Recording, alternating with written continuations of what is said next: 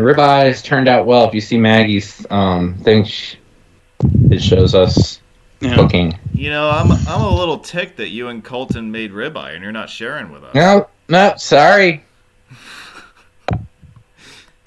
I've got it in my fridge, man. I don't know what you're missing, but I have plenty of ribeye right around here. Yeah, we made French onion dip from scratch, sauteed the onions and everything, made cupcakes, made our own buttercream icing, which actually turned out well. I was surprised. Yeah. Except for the piping bag. And then ribeye. I'm on my way down right now. Yeah, I'm planning on making Moroccan chicken tomorrow. Oh. Yes. Hey, not as good as the Moroccan restaurant in town, but no, we'll give it a shot. I'm thinking this will be good. I'm just thinking out loud as I do this. Are you still setting up over there? Oh, who, me? Yeah. I'm set. I'm just trying to get used to where is a good spot for it and everything. I put this up today. I'm good. I'm just trying to say, Yeah, well, you are the Prince of Roads over there, so I want to make sure that Your Highness is good to go. Whatever. I'm good. You can start. Yeah. I'm going to stay on video, I think, though. Well, no one's going to see you either way, so... Oh, that's all right. That's fine. Yeah. We'll see you. Oh, and Steve, I'll do anything for you to see me. I'll tell you what, if there was some reason that I couldn't go to the because I'm finished grading all the essays now, but I do the live judging of middle schoolers next weekend for ASCE, and if for some reason they had to postpone it, I'd be in DC Wednesday through Friday. I'm just going to come on down to North Carolina for the long weekend. So there you go. We'll see what the weather brings. You never know. We could make you watch the kids. You'll not want to do it ever again after that. Trust me. No, I would be happy to. They would not want me to watch them after that. Yeah, well, I just had to mediate three 10-year-olds and I think Palmer's 12 or 13 basketball game. Oh boy! They're playing there. Oh yeah, and they're starting to get aggressive and competitive. Well, Colton doesn't care, but yeah, I was like, guys, you guys got to stop screaming and fighting, or I'm taking it away, or bring the basketball hoop back inside. They're like, okay, we'll stop. Yeah. Well, I say when you have your neighborhood basketball championship, the winner can go cut the net. Oh, Nash's team got crushed today in basketball. I didn't go. Cole and I did that. I wanted to go, but didn't. But at that age, if you have one or two kids that know what they're doing, you're going through. They had a kid on their team that outscored their whole team. The other teams outscored all of Nash's team. Nash has good players. Nash is doesn't know what soccer's his sport. Yeah. But well, better than me at this sport, at basketball. That's what. Oh no, you haven't seen me play basketball. No, you're better than me. Trust me. You have not. You know, Steve. Sometime when you're up here, there's a sculpture place over in Columbia County, and one of the sculptures is this basketball hoop, but it has it's like a tree. It has 40 different basketball nets, and you can actually borrow a basketball from the office. I know what you're talking about. Yeah. Yeah, I would. No, I'm good. Yeah. Would I see it? Yes. Would I be shooting a basketball at it? No. It's okay. I was which one I shoot? Yeah. Do we want to get started, or? When you're ready, go for it. I've been ready. I've just been enjoying your guys' sidebar, but I guess I enjoy these guys too. Aww. Yeah. Oh boy, all hell's gonna break loose tonight. I feel with the panel I've got for you guys. It usually is when I'm involved. You bring out the best in us, Adam. I say. Now, yeah, I'm not. As you know, Steve had a good point. Go through because I always go, because nobody does it. And Doug does the same with it. We write more, or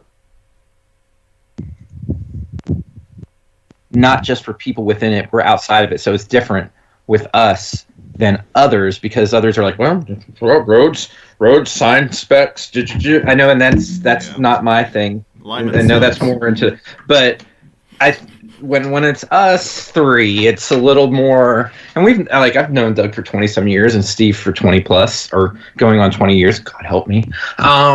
Sorry, Steve. But it's just how we are. But when you're ready, I can add. Let's do this. Yeah. All right. So we're talking about Western Tennessee and the Memphis area this evening, and boy, do we have a panel for you tonight.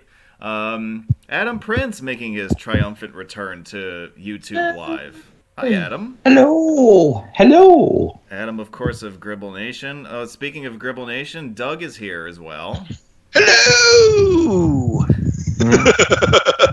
Hello. And Joe Gallagher will show up now. Joe Gallagher. And Steve of AARoads is here. Meow. And maybe his cat will make an appearance too. Well, it is Catterday. I think she'll be here. We'll see. And I'm sure Colton will find a way in. And maybe Laura will stop by. Maybe we'll get a couple of surprises along the way. But it's always an adventure with us. Yes. If you've followed shows of ours where these guys are on the panel, it's going to be an interesting experience tonight. I promise you. All right, we've got 2 Gribble Nation folks. Well, I mean, I guess technically we have 3, because I'm running the show here. Although I don't know how well I'm going to do with that. Adam? I haven't heard from you in a while, so why don't you talk about what you've been doing on Gribble Nation lately? Oh, geez. Well, I've been more involved on the Crossroads project for my North Carolina, which is like my pet project. But we've been doing some stuff from earlier this summer. I did a Mid-South trip that included a stop in Memphis. So some things will be there. I've been doing a little bit of history, some long form. I just did the I-85 in Northeast Georgia, the story behind that. I'm actually working on a couple of North Carolina long forms, which includes Death Valley and Greensboro, and the history in that. And that's been fun, and actually been getting a lot of people from outside the hobby making comments and some leads.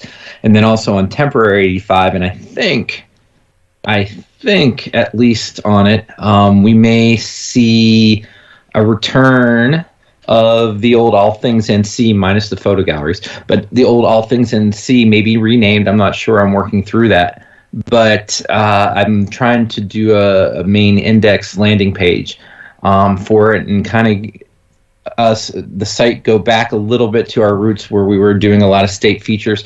We kind of have that with some stuff right now, with like the Blue Ridge Parkway and different roads and things like that, but having some more state landing pages and organizing it as it used to be, obviously probably other things that I need to do it, but that's what I've been up with. Work has been busy, kids have been busy, family's been busy.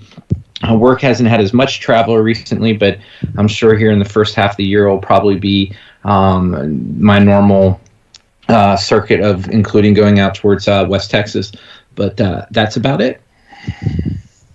I hear it's nice down in the West Texas town of El Paso. Yes. Yeah, on my end, for Gribble Nation updates, earlier this week, it's been a pretty busy week for me, but earlier this week I posted a page from the Inwood Iron Bridge, which is in Lebanon County, Pennsylvania. I actually went through there on Monday, driving home from Maryland, and what I discovered that there were 2 truss bridges, the Inwood Bridge, and then the upstream about a mile on the Swatara Creek, the Waterville Bridge. They were actually bridges moved to different locations. I guess Pennsylvania has a historic bridge, basically a restoration program. And also near the Waterville Bridge, I found there's a couple of old alignments of PA State Route 72. That basically I think is ripe for exploration at some point. Could be a mini meet. for all I know, down the line. I'm also starting to work on getting some pages, from Alaska from my trip there a year and a half up in advance of some things for Alaska you'll see coming up soon. Yeah, my turn. So Doug and I helped record a podcast episode with our mutual friend Sconson, devoted to the state of Alaska. So that's going to be one part of a multi-part entertainment package. The second thing that you'll see come out is going to be the webinar, which will be on this channel towards the end of this month, the end of January. There's also plenty of stuff in Louisiana and the Mississippi Delta for me to possibly write about. I started writing an article about the Lake Pontchartrain Causeway outside of New Orleans. And since I'm going to be snowed in tomorrow, maybe that's what I'll do. Maybe I'll finish that up. Yeah. Also, our countdown clock here, our friends from last week are back to tell us that it's 42 days before the road meet in New Orleans, February 17th and 18th. This is probably the 999th time you've heard me advertise it, but what's one more at this rate, right? Pass one down, pass it around. 998 reminders of the New Orleans road meet on the wall. And not only that, but with all of us here in the room, I think it's appropriate to note that the 25th anniversary road meet is also coming up in a few months. You're making me feel old. You're making me feel old. Hey, Steve was at my... Steve's first meet was a meet that I, co-hosted, I guess, would be the best way to put it. And that was over 20 years ago at this point. We're all old. Yeah. What was it the other day? Nash is like, Dad, how old? And he was like, oh, I'm 40. I said, oh, I'll be 47. And it's like, oh, boy. This is like, I'm almost to 50. But they keep me young, so... Well, so one of the things, there's a lot of stuff going on as far as the 25th anniversary of road meets, and then there's a history of road meets project that is ongoing behind the scenes, and that'll probably be active through at least the first half of this year. But when you have access to all sorts of information and meet photos and all that, you can start to study the evolution and the development of the hobby over the years. And so... case in point is something like this chart that you see here, where you can track the growth in the community by road meet attendance year by year. And you can see that there's generally an upward trend over the last quarter of a century. And of course, predictably, there's all sorts of stuff here. So you can see the COVID year right here. I mean, that's pretty understandable. It's interesting, the way that I came up with this is on the x-axis there you have the years, and then the y-axis is the road meet attendance average. Now what that means is you take every road meet that was done, you have the number of attendees in each one, and you average out the attendance across all of the meets. So that tells you basically the number of people who came out to meets in a given year, and that is what's plotted on the chart. So that's how you can discern the gradual growth in the community over the last 25 years or so. So it's interesting that you're able to plot stuff like this and sort of see how things have changed over the years. In some respects, the community hasn't changed much at all, but in others, it has changed quite a bit.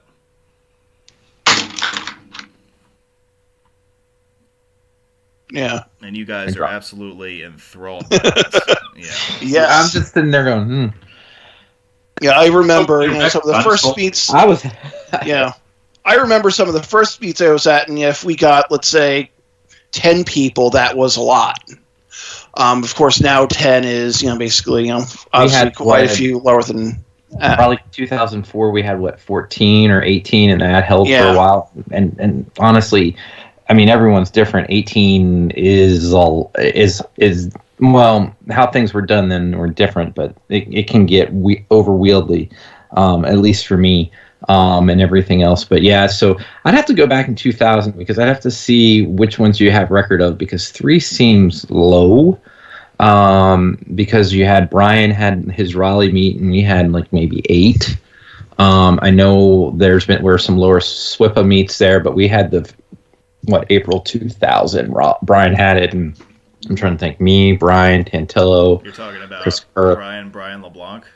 Brian LeBlanc. Okay. Yes. Okay. Yeah, I only have one meet on file for that year. Oh, what you need to do is maybe go back into Google Groups, which is still the old MTR, yeah. and you can log in and stuff like that. And I thought there was a picture of the Raleigh one when we sent it to you, but I'll have to look and see. Yeah. But that had at least 7 or 8. If it was from 2000, I don't have it. Yeah, and if you go into Google Groups and go to the old MTR site, you'll see all the craziness and nostalgia and all the interesting things that happen in MTR as well. Some are good, more bad, and interesting ugly than others. Yeah. But I will say that, at least for me on research side, when I've been writing stuff, sometimes I've gone back and just gone, oh, I forgot people have talked about it. And you can find some old little details of information in your research that is, and then other things going, oh, God, that's awful. But other things, especially when you look at yourself 20 years later. But yeah, you can at least get an idea. Like, I know I posted in the AARoads forum basically how that first meet came about, where it was discussed at late 98 and different things like that. Back then, we just did a date and went in and, didn't have polls for everything, but that's a different story for a different conversation. But went through the timeline of that. And then, in some ways we did some non-official, at least in Raleigh, and even here in Charlotte a little bit, but in Raleigh, so not because these were just, hey, a group of us would meet every month or every other month, at a local restaurant on a Tuesday, Thursday evening. We had local Raleigh meets with it. And then, like, in some cases, some of us all played kickball together. But yeah, so if you go on that, but yeah, I can look and see, because I say we had a few more meets than that in 2000. I went to quite a few, so. Okay, excellent. All right. Well, let's talk about Memphis, shall we? Because that is why we're here.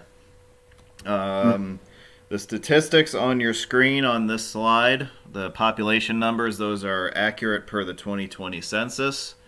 The first settlers, or the first explorers of the Mississippi Delta, were actually the Spanish conquistadors led by Hernando de Soto. As early as 1541, they were kind of poking around this area.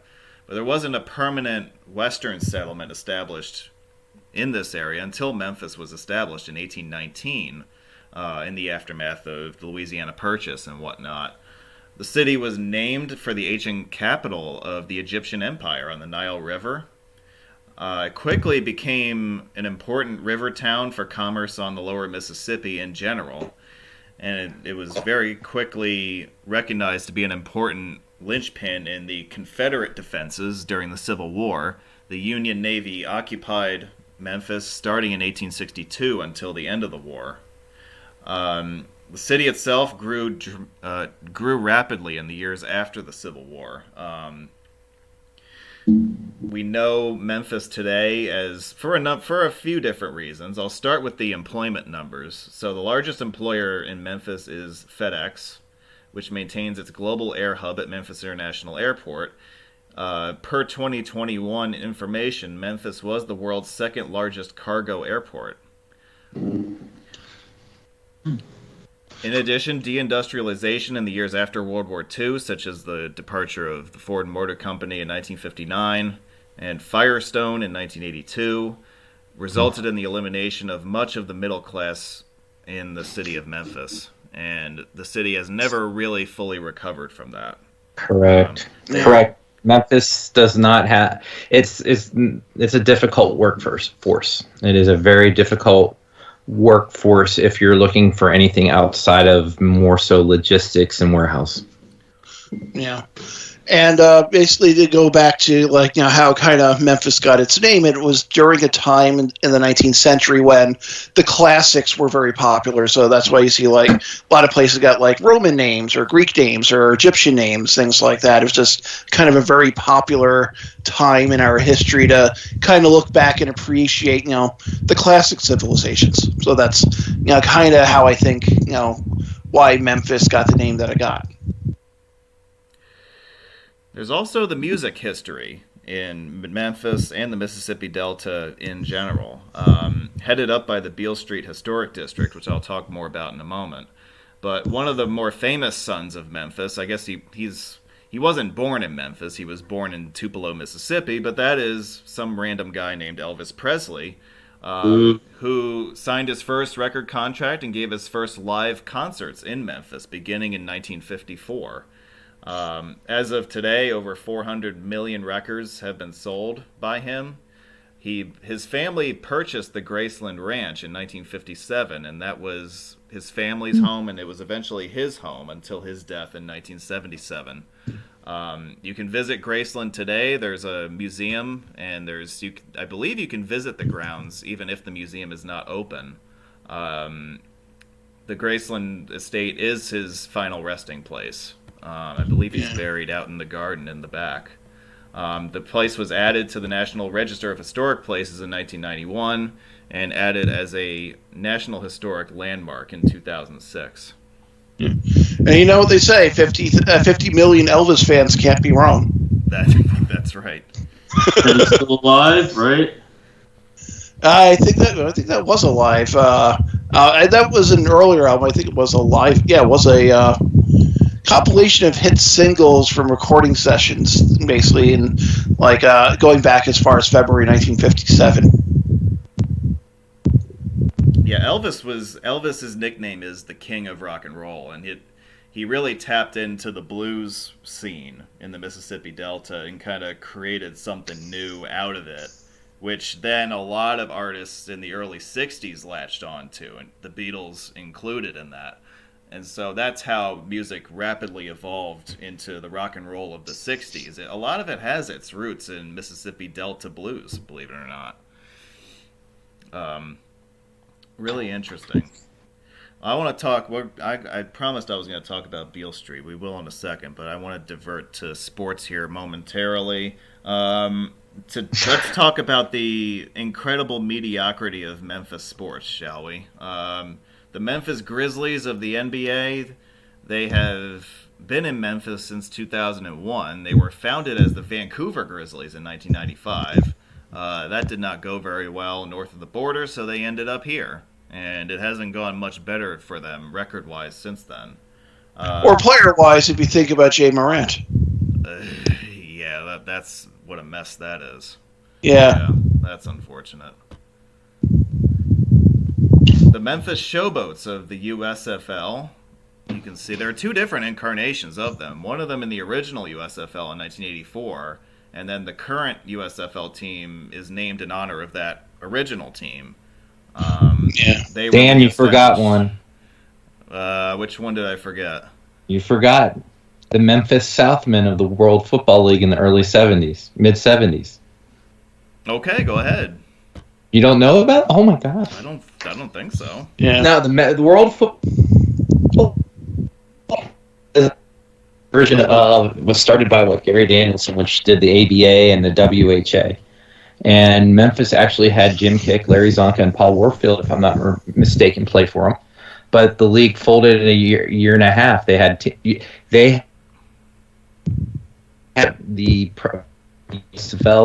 the second-run cities like Memphis and Birmingham, where else? Jacksonville at the time in the 70s, and a couple other places, Shreveport, all those type stuff. But yeah, the WFL lasted a season and a half. In fact, the team from Memphis moved from Toronto before playing because they were called I think if they were also the Grizzlies down there. But the Memphis, they were supposed to be the Toronto Northmen, but the CFL, they weren't allowed to play, I think, at Exhibition Stadium, and moved to Memphis, played in the Liberty Bowl. And in fact, after the WFL folded, they tried to get into the NFL. Oh, that's interesting. Yeah. And then now the new USFL, with its merger with the XFL, they're taking on the name of the UFL, United Football League. Yes, I did hear about that. Yeah. Yeah, that's I think within the past week or so. Yeah. Okay. But yeah, you did not have the Memphis WFL. Yeah, in fact, they were they played I think a year and a half until it folded. They had a team here in Charlotte that originally started in New York City, the New York Stars. They played on that. There's a old field there. It's not on Rikers Island, but on one of those islands. And probably Randall's Island. Yeah. Randall's Island, I think you're right. They and could they have moved played to on Charlotte. Rikers Island, I guess. And Yeah. So they were one of those late '60s, early '70s ABA, WHA, WFL, and I'm pretty sure not Gary Danielson. That's there, but the same guy started all three of those leagues on it, and I can't think of the name right now. I'm not looking it up, but yeah, that's the story. That's a big one, and you forgot about that. Or didn't know about it, I guess. All right, well, yeah, well, let's see. Even I learned things on these episodes. Yeah. And we don't count the Oilers. Well, see, I'm going to mention them in a second here. But the Redbirds, the AAA baseball team, they've been in Memphis since '98. They are the affiliate of the St. Louis Cardinals. All right, you say that the Oilers don't count, and to some extent I agree with you. They are kind of this weird chapter in the greater Oilers / Thumbtacks franchise. They were started, of course, in 1960 as the Houston Oilers. They left Houston at the end of the 1996 season. They played 2 seasons in Tennessee as the Tennessee Oilers. They played their home games in 1997 at the Liberty Bowl in Memphis. So they actually played 16 road games that year because they were based in Nashville. So they would take a bus to Memphis every Sunday that they had a quote-unquote home game at the Liberty Bowl, and they played their games there. In 1998, they played their home games at Vanderbilt Stadium in Nashville. So the 1997 NFL season is the only season to date where there has been NFL football in Memphis. But it is one of those goofy little chapters in this team's history. And what's interesting is in how much Nashville passed Memphis in about a 20-year period. Yeah, it's night and day almost.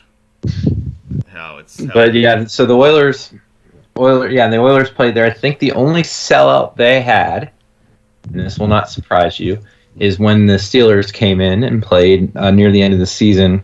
I don't know if it was a sellout, but they played in Memphis because they were still part of the Central Division then. And I think that might have been the most people that went to one of the Oilers games when they played the 1 year in Memphis. But yeah, the lost season of the Houston Oilers.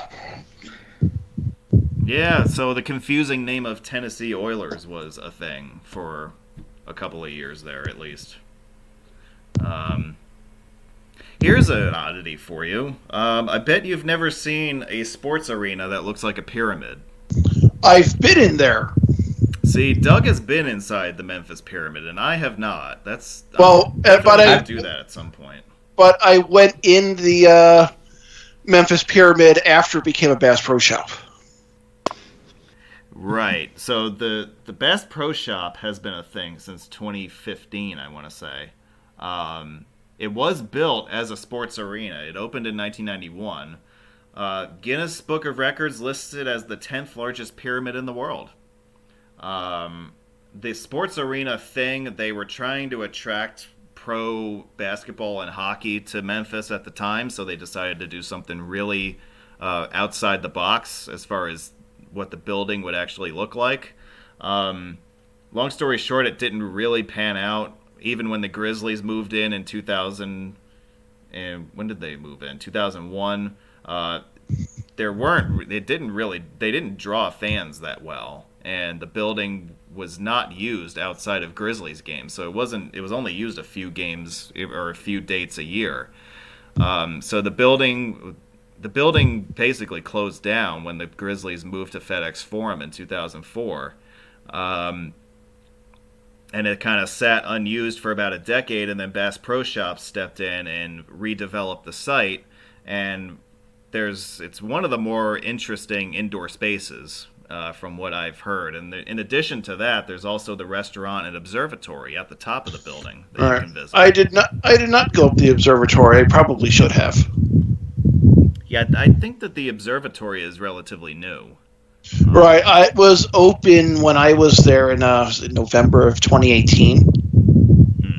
Okay. So yeah, it was open, but I just for whatever reason decided not to go up. Maybe it was too long of a wait or something like that.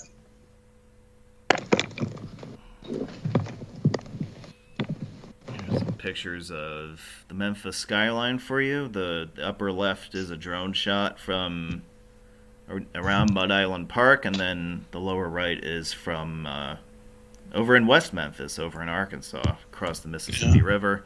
I really like pictures like this one that kind of give you a wide view of how peculiar the metro is, and that how heavy it is on the Tennessee side of the river, and how you have the sprawling metro area on that side, and then on the Arkansas side, it's basically open country.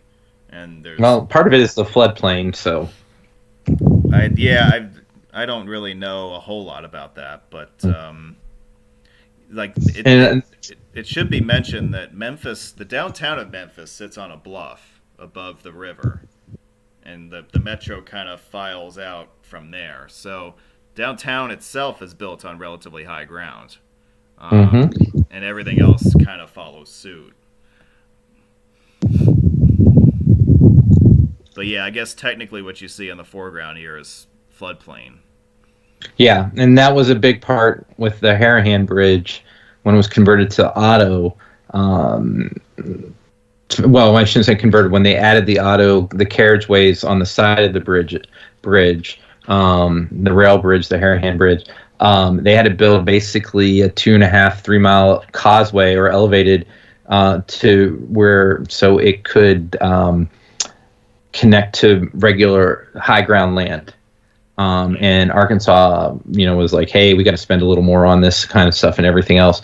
But when they built and on the Memphis side, it was pretty much tied in, not as far, but once they, the two, as they called it, carriageway, I think they called it carriageways, went from one side, from both of them, and crossed under the bridge and headed towards West Memphis.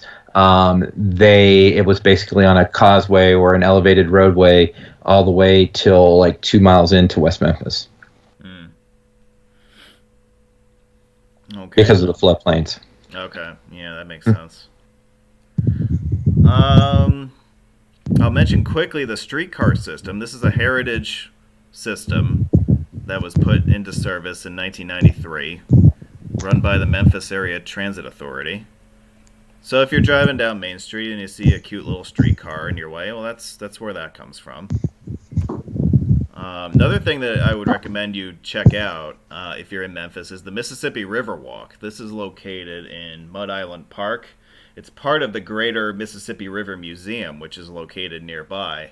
The Riverwalk itself is a 2,000-foot long scale model of the lower Mississippi River Basin, complete with everything. The towns and the cities are to scale. The size and the depth of the river are to scale. So, for instance, when you look at these two shots in the bottom here, this is depicting the river at New Orleans. Yeah, it is that deep around New Orleans. I think the deepest part in the river is at Jackson Square, over 200 feet. So yeah, it's interesting to kind of start at the start of the walk, and you're up at the Ohio River confluence there at Fort Defiance, and then you can kind of walk your way down and see all the places along the way, and then you end up at the mouth of the Mississippi, and there are lots of placards like the one in the upper left along the way to kind of tell you about the history of the river and all that good stuff. The river. Beale Street, as I mentioned, is kind of, there's Broadway in Nashville, which is kind of like the main drag for like the music scene.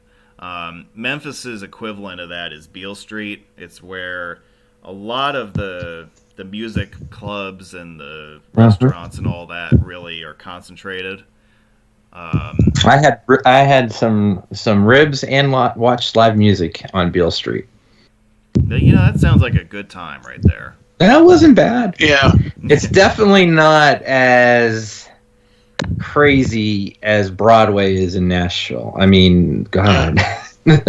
Broadway's got out of control. It has, and every drunk pedal-powered version of a drunk bus, drunk trolley, drunk rocket ship, drunk, what is it? The drunk hay ride and everything that they have in Nashville. It's just, I don't even go down to Broadway anymore. Yeah.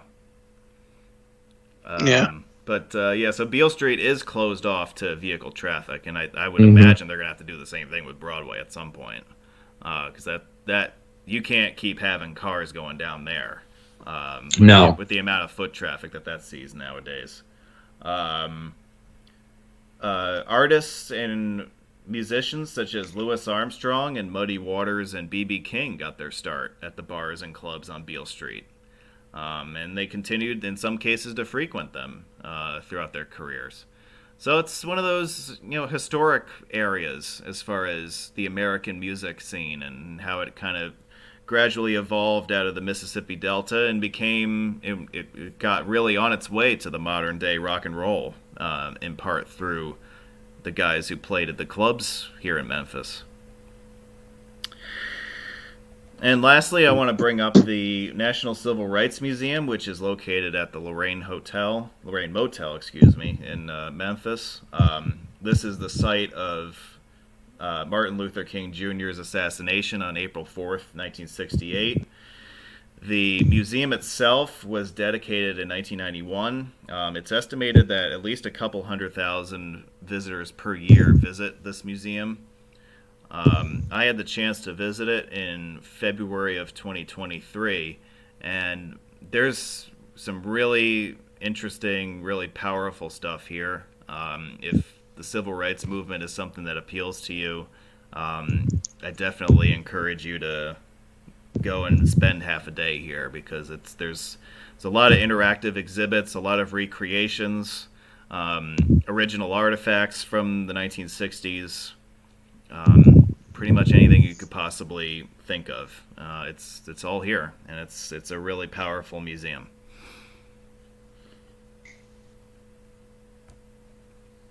Okay. On to roads. Roads! Road sign. Roads! Oh my God! Roads. All right. So, like a lot of other cities, Memphis began to seriously consider what they were going to do about their highway development in the years immediately after World War II. And the first comprehensive plan for a freeway system in the Memphis area was issued in 1953, and you're looking at the map of it on the screen here. So you can kind of see what they were going for originally. You have multiple loops radiating out from the city center, and you have a highway running right along the north-south axis through downtown along the Mississippi River. This study, which was released it was kind of haphazardly put together, so they refined it a little bit and released an updated study in 1955, which is on this slide. Some aspects of it were refined, others were expanded upon. So instead of just having one north-south freeway, which is visible here on the to the left here along the Mississippi River. Whoops, let me go back here. Yeah, so this highway along the north-south axis on the Mississippi was now joined by a second highway running north to south through Midtown. Additionally, an east-west highway was added through Midtown, traversing Overton Park. It was around this time that the Federal Aid Highway Act was starting to be conceived, and so there was general consensus that a lot of the built mileage of this system would be added to such a federally funded system. Construction began in the Memphis area in the late 1950s on parts of this freeway network. This map on the left shows you, I would say this is about 1962 or so. You can see how now these highways have interstate numbers associated with them. Sections of the loop have already been completed, as well as some of the radiating highways in and out of the metro, and other parts of it are dotted lines awaiting funding or awaiting permission for construction. If we fast forward, well, here's an alternate version of, this is basically around the same time. This is kind of a recreation of the map that we saw on the previous slide. Again, this is early 1960s, what we're looking at right here. If we fast forward now, this is about 1975. More of the system has come into focus and has been completed. The last remaining pieces of the Memphis Loop are now under construction in the north of the city. The I-40 section through Overton Park remains a dotted line and would remain so throughout the 70s. Spoiler alert, that didn't really come to fruition. And then, of course, we have the network as it is fully built out to this day. You can see west of the Mississippi River, the interstate designations that apply there in West Memphis. The Memphis Loop, the loop is complete in its entirety. However, I-40 across Midtown Memphis is not. It is redirected to the north. If we take a wider view of the metro, again, remember how the 1953 plan was visionary enough to have 2 loops in it. And that is exactly what we see taking shape here in the 21st century with the second loop, way out in eastern Shelby County in northern Mississippi. I would say it's much further out than the original plan envisioned, but the idea was still the same. The planners of the Memphis freeway system understood that southern and eastern Shelby County would become the hotspot for development towards the second half of the 20th century and into the 21st century. I don't think they predicted that Mississippi would have a casino right at the end there of what they built so far, at least. Well, I'm sure that's true too. Yeah. That helped, with I-69 coming through and et cetera. What I found interesting in some of when going to the Blue Book map is that they did not they only had the DeSoto Bridge. They didn't show anything for the Mississippi Bridge or the Memphis, Arkansas Bridge, which 55 crosses over currently, which I thought is interesting. And obviously that bridge was built before, and they had to retrofit and do a lot of fun stuff and everyone's favorite interchange. But that's interesting. And then obviously that bridge, when we get to it and you cross it, I got some background stories on it. But yeah, that you can see they have basically, I think that would be the DeSoto on it, and then you don't see what basically 55 did, which was basically using obviously the Mississippi Bridge or the Memphis Arkansas Memorial Bridge, and then basically the build-up causeway or updated causeway of all the U.S. highways connecting to 40, and so we'll get to that later. But that's something I saw whenever you had it on there that I was like, oh wow, they didn't include it. And obviously, if you've been across it and anyone's been across the Mississippi Bridge, and I use that thanks to Johnny Rivers and Chuck Berry. It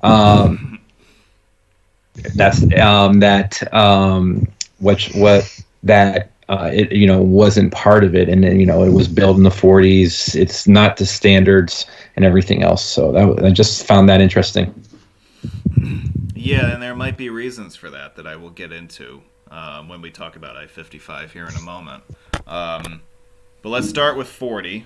The main east-west mainline interstate across Shelby County and greater Memphis. It's considered one of the main streets of two states here, the two states on either side of the river here. Arkansas, it runs westward out to Little Rock and then out to Fort Smith. East of the Mississippi, it runs east to Nashville and east to Knoxville and beyond to the Atlantic coast. Construction here took place relatively early. The Mississippi River Bridge was completed in 1973, which we'll talk about when we talk about the bridges of the Mississippi River. On land, most of I-40 was constructed, or west of I-240, it was in place by the mid-60s. The northern section of it, the part of the Memphis Loop, we'll talk about that. That took a little bit longer to develop. So that's the story with that. I will show you briefly here. These are the only pictures on this slide, or two of the only pictures that were taken on the Arkansas side of the river. The confluence of Interstates 40 and 55 in West Memphis is one of the busier interchanges in the state of Arkansas, if not the busiest. Perhaps I-30 and I-40 would rival it. But this is certainly a pretty busy exchange point as well. And for you button copy fans, and I know there's a few out there, hi Mark, that if you're headed south on I-55 into the interchange, there's still some leftover button copy there. So for you sign geeks wanting to do that, and I think I got some pictures of it. But yeah, that interchange has been overhauled, or the areas around it of the 5540. There's more frontage roads. The rest area has been revamped, I think, and a couple of things. I noticed some differences from 2010 when I was last through there to 2023 when I most recently through there. But there's been a lot of upgrades to some of those, to that stretch of 40 approaching it. And what was I going to say is I lost my train of thought, but yeah, there's some button copy signs. So if you're looking for some and you're in the area, take 55 south into it, and you'll hopefully still see some. That's unfortunate, because I found a little bit of button copy heading south in Tennessee, but I came in on 40 last. So if you had told me this a year ago, I could have rerouted myself. So I'm holding this against you. Well, I wasn't there a year ago. Steve, I'm sorry. I know I call you and tell you what can I find and all this stuff. I'm sorry. I will do better next time. I will try to envision the roads beforehand. If you only could go to Street View. No, I don't like doing that. But anyhow. Yeah. Okay. All right. So I-40 in Midtown Memphis was intended to continue east across the city and traverse the Overton Park green space, which is a 340-acre public park. It is the largest single green space in the city of Memphis. The location of this alignment was announced as part of the 1955 expressway plan, and quickly ran into opposition with local residents. The petition that was organized that year gained over 10,000 signatures. A group of women founded the Citizens to Preserve Overton Park. That organization was established in 1957. Environmentalists also opposed the project on the grounds that it would disturb Memphis's single largest green space. The organization filed a lawsuit in the U.S. District Court in 1969 after Secretary of Transportation John Volpe authorized the state to solicit bids for construction of the Midtown Memphis alignment earlier in the year. Their suit was dismissed. However, they appealed. It was upheld by the Sixth Circuit Court of Appeals in 1970. The case was then appealed to the U.S. Supreme Court, which, in an unprecedented move, overruled the lower court in the landmark case Citizens to Preserve Overton Park versus Volpe in March 1971. The U.S. Supreme Court found that Volpe had violated clauses of the Department of Transportation Act of 1966 and the Federal Aid Highway Act of 1968, which prohibit the approval of federal funding for highway projects through public parks with feasible alternative routes. Mm-hmm. So this effectively killed the above-ground I-40 alignment through Overton Park. In the following decade, in the rest of the 1970s, Tennessee continued to explore alternative alignments and alternative schemes for building the highway in this area. On this slide that we're looking at right now, you can see various different alignments that were proposed in the mid-1970s, some of which incorporated parts of the park, others did not. Others swung either around it to the north or around it to the south. A rendering that you can see on the right shows one of the alternate alignments to the north, which would have shared the L&N Railroad right-of-way in a rather innovative manner.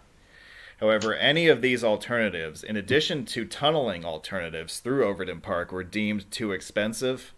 In the case of the northern realignment proposal, it was also considered to be too circuitous of an alignment that also would come too close to the Memphis Loop, the north leg of the Memphis Loop, for it to be deemed a worthwhile project.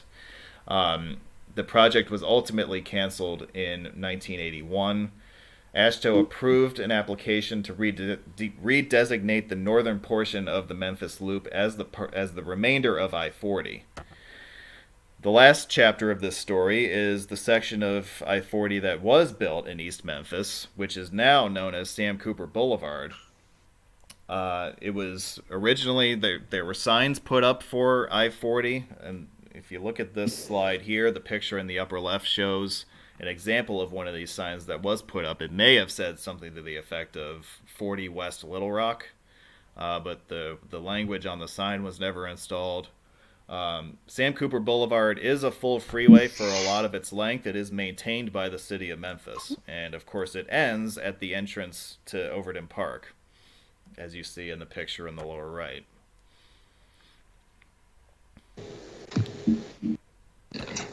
So pretty landmark. I'm gonna have to do some newspaper.com searches to see if there's any photos from there, because I have a photo on a certain alpsroads.net from Sam Cooper Boulevard that shows at the exit 8 or the exit 9 sign at the upper left here, the original wording on the left was West blank Little Rock. Yeah, I mean, I figured that's kind of what it had to be. Yeah. Yep. I have a pair of signs on there showing the evidence of, not that the shield was on there. Are you saying the site is alpsroad.net? /TN. You'll find Sam Cooper right there, and you'll see. Looking at what a website! This is just a great website. alpsroad.net. It should. I see it right. People should go to this website. You should advertise this site more often, Steve. Yeah, it's hot and juicy. Occasionally. It has a ton of personality on this site. Yeah. You get to know Steve, and seriously, one of the things I do like about Steve's site is because his personality comes through on it. With it, but I'm trying to look here. Yeah, this alpsroads.net site, you say, huh? Yeah, it must be on that newfangled internet. Yeah. It's a series of tubes. All right there, West Little Rock. I see it. I see 2 examples of that. Yep. Oh. And yes, I actually shared a link to that particular alpsroads.net site on the live chat. Friend of Gribble Nation, alpsroad.net. Yes. Absolutely. Yeah, friend. All right. So that is the story of I-40, a pretty landmark project due to the intervention of the U.S. Supreme Court, which had never happened before, and to my knowledge has not existed since then. But it solidified the statutes in the Federal Aid Highway Act of 1968 in terms of the use of public parkland for federally funded highway projects. Next, we move to I-55. Can you drive I-55? Can I drive I-55? Sammy Hagar can't. Oh, I'm sorry. He can't. Oh, I'm sorry. I got the song wrong. Sorry. Womp womp. Sorry, that was bad. I had to do it. Oh, boy. Okay. The first section of the Memphis freeway system to see construction was the section of I-55, basically from the Mississippi border on up to the Memphis Loop in South Memphis, which was constructed 1959 to 61.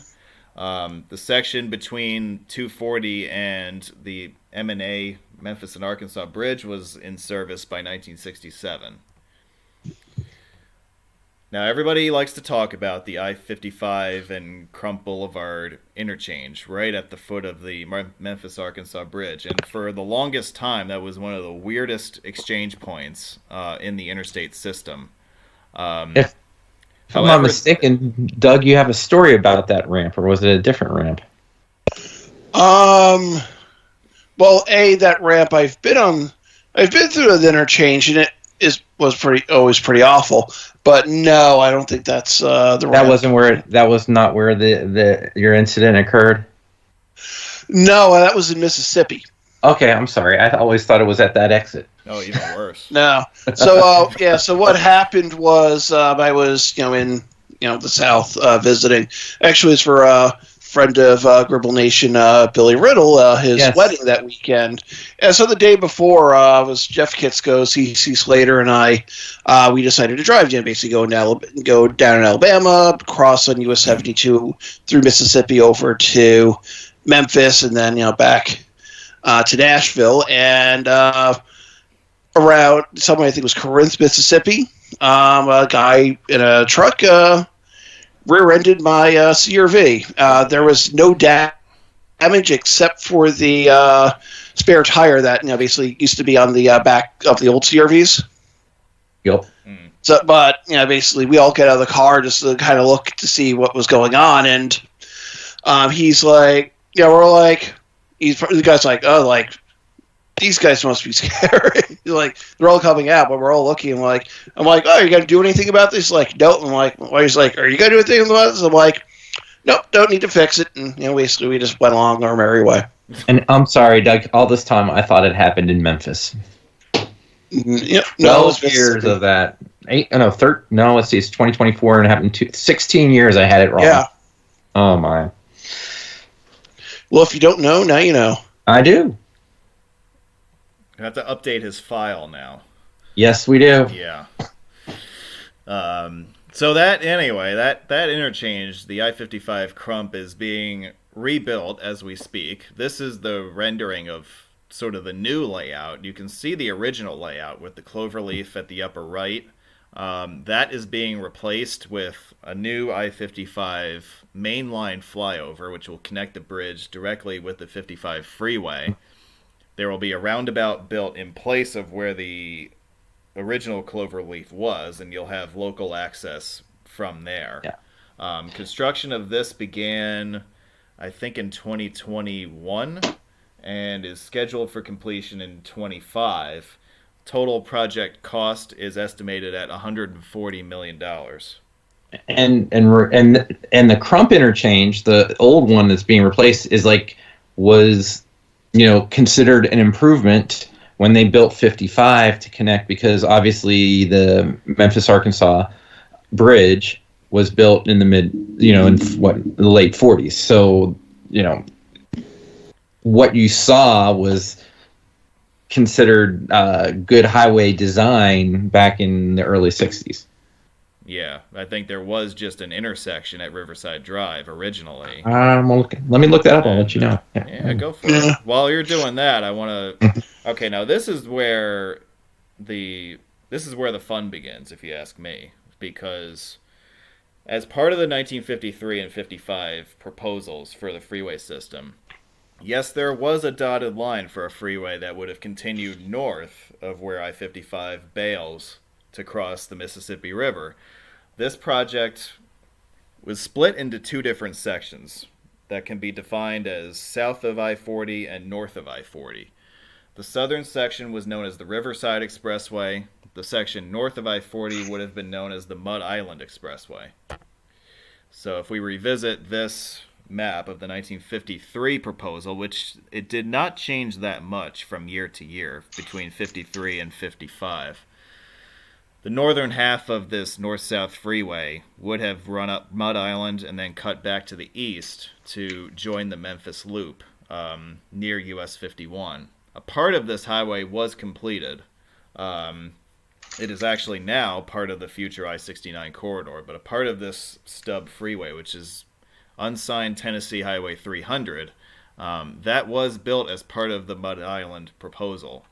And then south of I-40 through downtown and to the Memphis, Arkansas bridge, you would have had another highway which would have been continuous, basically. And that highway would have been known as the Riverside Expressway. And as I'm sorry, I'm distracted right now because as I am doing this, I am looking at my TV and I am noticing that the Weather Channel is in Fishkill right now. How about that? Wow. For everything you do.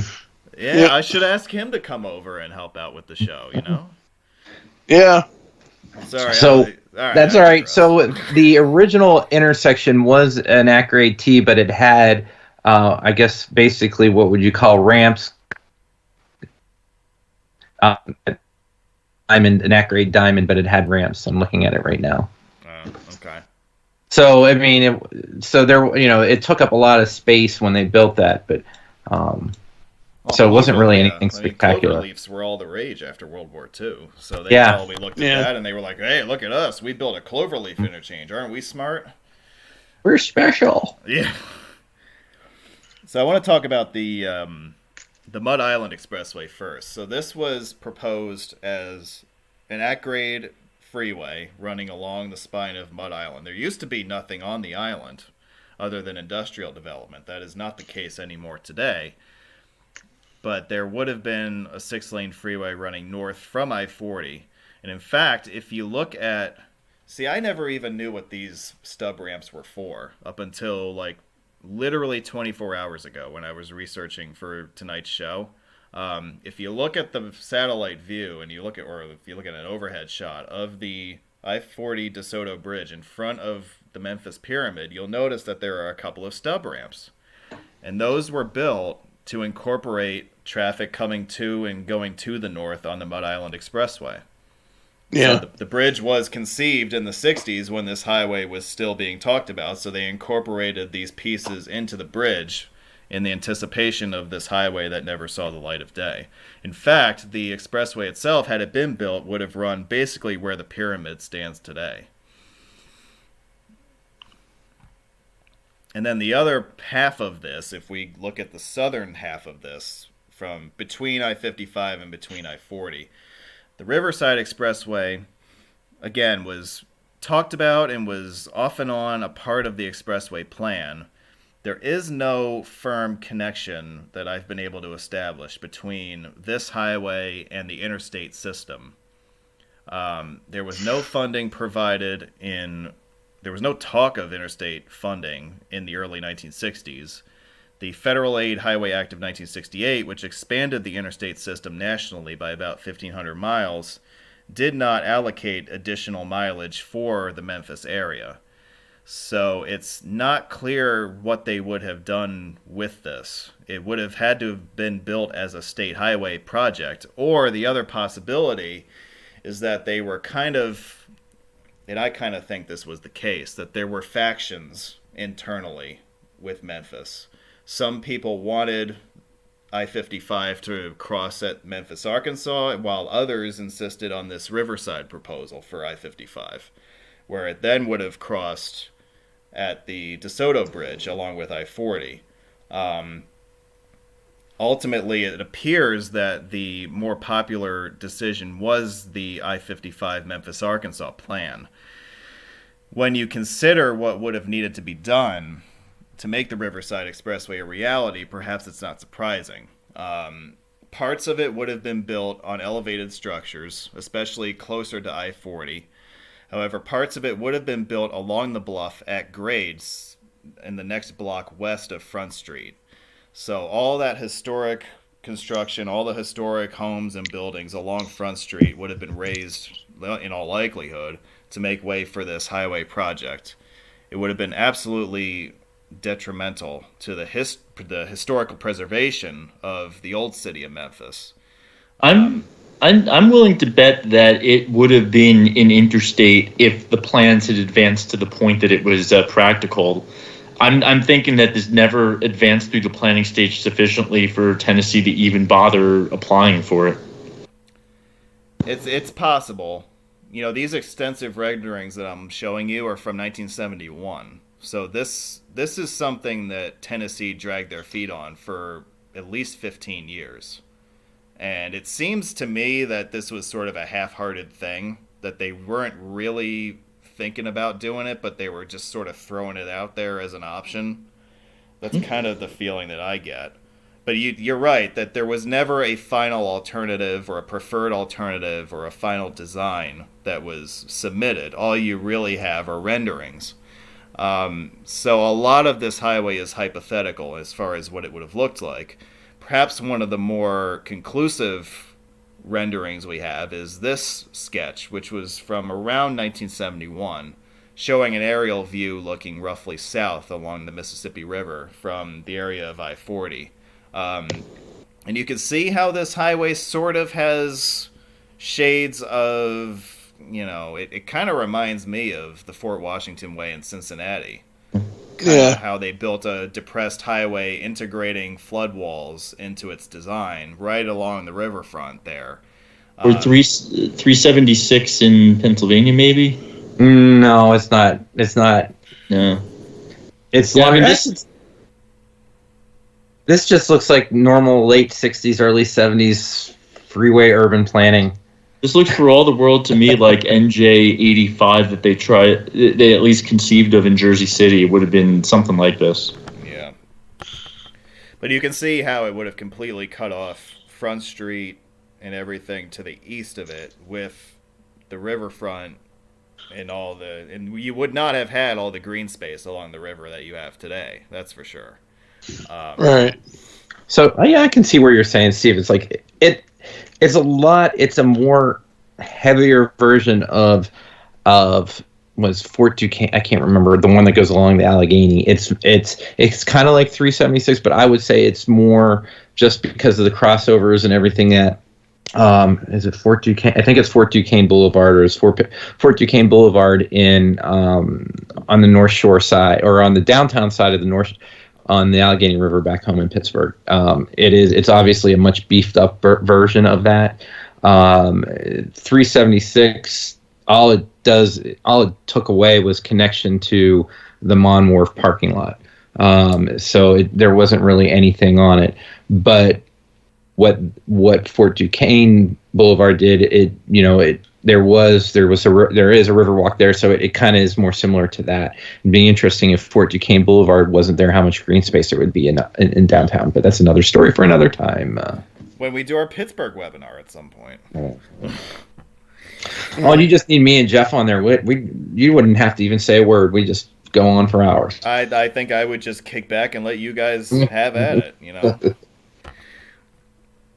So in closing, the Riverside proposal, which may or may not have been all that serious in the end anyway, was quietly canceled by the mid-1970s. And obviously, the I-55 corridor that was completed in 1967 is the corridor that we have today. You know what Tennessee needs for this is that Bart Simpson holding the cake that said, "At least you tried."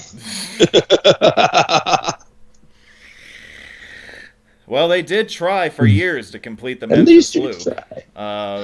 It did take them about 20 years to build out what was originally supposed to be entirely signed as an auxiliary interstate. It was never intended to be part of any mainline route. The loop itself was constructed beginning in 1960. The current confines of what we know today as I-240 was complete by 1971. It's worth mentioning that interstate designations along parts of this loop have in fact changed over the years. The north-south section of 240 connecting I-55 with I-40 in Midtown Memphis was originally designated as I-255, and this was the case up until about 1973. This north-south segment is also currently established as part of the future I-69 corridor, which... Nice. Yeah, it is nice. Indeed. Technically, it exists. However, Tennessee refuses to sign it. So it's the throughway. It exists, Doug. Yes. Oh, that's going way back. Yeah. So that's the I-69 side of things. As part of the rerouting of I-40 from the Overton Park alignment to the North Memphis alignment, incorporating part of the Memphis Loop. This resulted in the reconstruction of interchanges, particularly the 2 interchanges at each side of the loop. So where 40 intersects the loop at its eastern and western ends, those interchanges, which were originally very underpowered and were intended to handle mainly through traffic, were rebuilt, beginning with the Western Junction in Midtown, which was rebuilt from 2003 to 2006, and then the Eastern I-40 interchange, which was completed with flyover ramps and all sorts of really interesting stuff. That was completed in 2016. Dan, I'm impressed in all your photos that you did not catch a single abandoned car.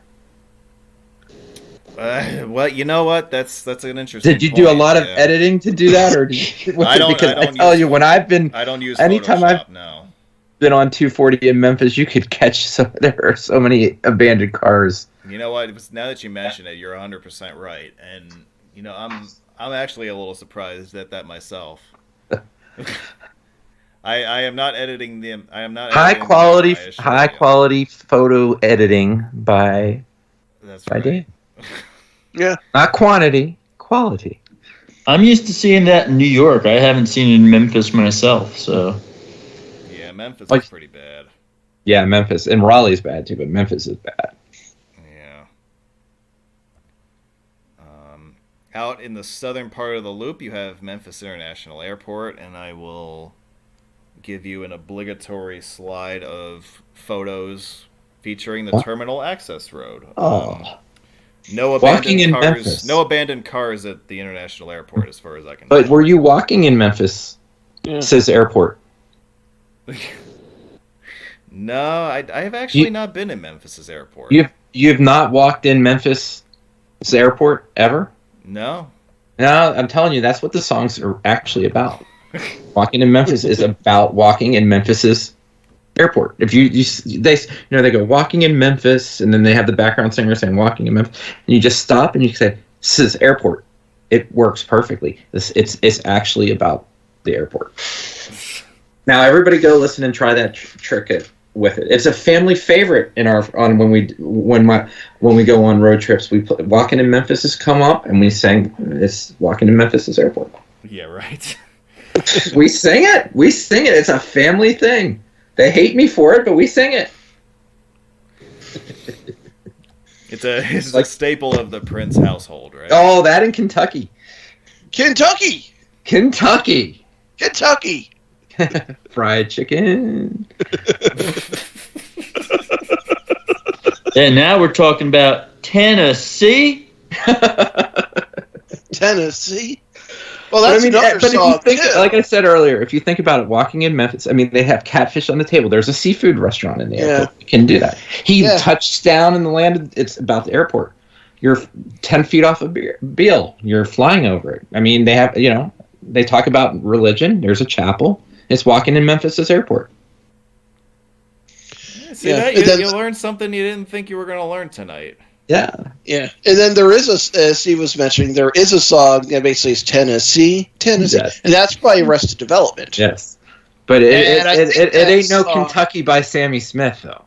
Right. Well, I think the song Tennessee, the way I had basically kind of figured out the lyrics over the years, it was just kind of about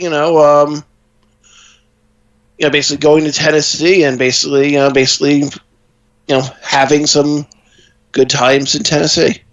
One thing on in going back to the airport, it used to be a hub. Was it Delta or Continental? I can't remember. It was. It's Delta. And it has, just like the city, and it's similar to Cincinnati. They've torn down parts of the airport and redone it when Delta has pulled out as a result of Northwest and all the different things. But it's a shell of itself. That's for certain. And both of the old hubs, Cincinnati and Memphis, are not what they once were. Unless you're flying FedEx, like you said earlier. Well, yeah, FedEx is the big. Yeah, it's pretty big. That access road is an interesting little road with different little interchanges and signages and stuff. There's some old stuff you can find in there, Steve. I'm not even sure Steve's listening anymore. I think he's still upset that you didn't tell him about those signs in Arkansas. I'm gonna hear it. I'll give him a ring later this week, and he's just gonna. Oh yeah. Okay. I'm gonna hear that. I'm gonna be like, "Hey, Steve, how's it going?" I'm gonna be like, "Man, Yeah. You're used to me now. I know. but if you're in Memphis, Steve, you might want to go around some of the interchanges around the old airport on that access road. There's some interesting different signage, which is right up your alley. I think we should have a road meet down there then. I think there was a road meet there once. I think it was. Yeah, they were so walking in Memphis, literally. I meant to say this in the beginning, but yeah, there was a road meet in 2019, I think. I bet you Jason Ilias was there. I bet you he hosted it. And there may have been another one, like early 2000s. At least one other one. Billy might. I don't know. I don't know if I Billy didn't go to did it either. or not, So but yes, somebody did something down there, I think. But yeah, the most recent Memphis road meet was in 2019, and I believe they focused on the next road that we're going to talk about, because I don't want to talk about the Bill Morris Parkway because it's boring. I'd rather listen to Adam he always spoke well of you. Yes. Bill Morris always spoke well of you, Dan. Come on. Okay. Yeah. Sorry, Bill. I'd rather listen to Adam and Doug and Steve talk than talk about that. But. Yeah. Why is it if I see the name Bill Morris, I think of a car dealership? That's not Fusil. I can see that. Bill Morris Chevy. Well, well, that's just the thing I see that I'm like, that looks like a guy who owns a car dealership. So the 2019 Memphis meet focused heavily on the newly completed I-269 loop, which was opened. It was fully complete by 2018. Let me see here. So the first section of it was a state highway, which was known as the Winfield-Dunn Parkway. It was signed as Tennessee Highway 385, which, if you look at it on a map, has two different sections. They once were joined together. But it does kind of a boomerang-like shape to it, where it heads east and then kind of doubles back on itself back to the west, to the northwest. So the section of the loop that is north of I-40 is still signed as 385. That section is also part of the future I-269 corridor. It has not been signed as such yet. That is pending the completion of I-69 along the US 51 corridor between Memphis, Millington, and Union City, which should be complete sometime in the 23rd century at the rate we're going. Maybe Duck Dodgers will see it. Maybe. This stuff will be archived, and there will be a Dan Murphy of the 22nd, 23rd century, and they'll refer to this. They'll say, see, he was a prophet. Yeah. And it was actually Duck Dodgers in the 24th and a half century. Yeah, so see that? Even I would be 100 years ahead of my time or whatever. I think they will end up, I can see them routing 69 over 155 down 55 and around. If they were able to complete it, like north of Dyersburg, I could see that too. So, I mean, the funding for the sections south of Dyersburg have dried up completely. There's no construction outlook on any of that whatsoever. So, it's entirely possible that they could resort to something like that. So the interstate itself was built as a joint project between Tennessee and Mississippi between 2011 and 2018. And so that brings the 269 loop to the form that we see it today. The State Highway 385 currently ends at a stub at US 51 near Millington, but that is, of course, God knows when this is going to happen, but it is ultimately planned to continue about a mile west of US 51 to a future interchange with I-69 somewhere near the Mississippi River. Speaking of I-69, let's break down where things stand right now as far as what's been built, what is signed, what is proposed, and whatnot. In Mississippi, it is complete between the Tennessee line and the Tunica resorts near US 61. That project was completed by 2006. These individual sections of I-69 are funded and built under a title known as Sections of Independent Utility, or SIUs. The remaining sections in Mississippi are known as SIU 11 and 12. These sections are planned to continue to follow US 61 roughly from Tunica to Clarksdale, overlapping the Clarksdale bypass, which is already built to interstate standards, and then veering west to cross the Mississippi River near Arkansas City, Arkansas. No funding has been secured for any construction south of Tunica, and no construction has been scheduled for at least the next 10 years. And if you, Doug, if you put a link, if you want to see the town of Tunica, we have a feature on it at the website. Yes. I'll get to that momentarily. I think you have something on Clarksdale too, don't you? I do have on the Crossroads, yeah. Yeah. In fact, I'd love to go. I probably, if I have to get out to Memphis again, if I do have the time, I'll probably go to the other alleged supposed sites of where that occurred. It gets me on the back roads, and you never know what you'll find. But yeah, we do have Tunica. The resorts have really pumped a lot of money into that area, or helped. It even created its own airport, which as well. But it is, and the other part of it, just on one thing, it does not. It ends at the county line. Whatever the two county lines are on 69 after it pulls, splits off from 304 as you show in the picture there. Right. Yeah, it's kind of a arbitrary ending. Yeah, of course. Because there's an at grade right after the county line. Yeah, I think that's right. Yeah, it's DeSoto County and Tunica County. Okay. But yeah, that's probably as far south as it will make it for the foreseeable future. Perhaps the rest of our lifetimes. You never know. Yeah. In Tennessee, we have SIUs 7, 8, and 9. So let's deal with 7 first. That is the northern of the three, between Dyersburg and the Kentucky border. The latest development there is the completion of the Union City Bypass, which is signed as Tennessee Highway 690. You'll never guess why. In 2023. That is basically it as far as planned construction in the next 10 years. Fun story on that.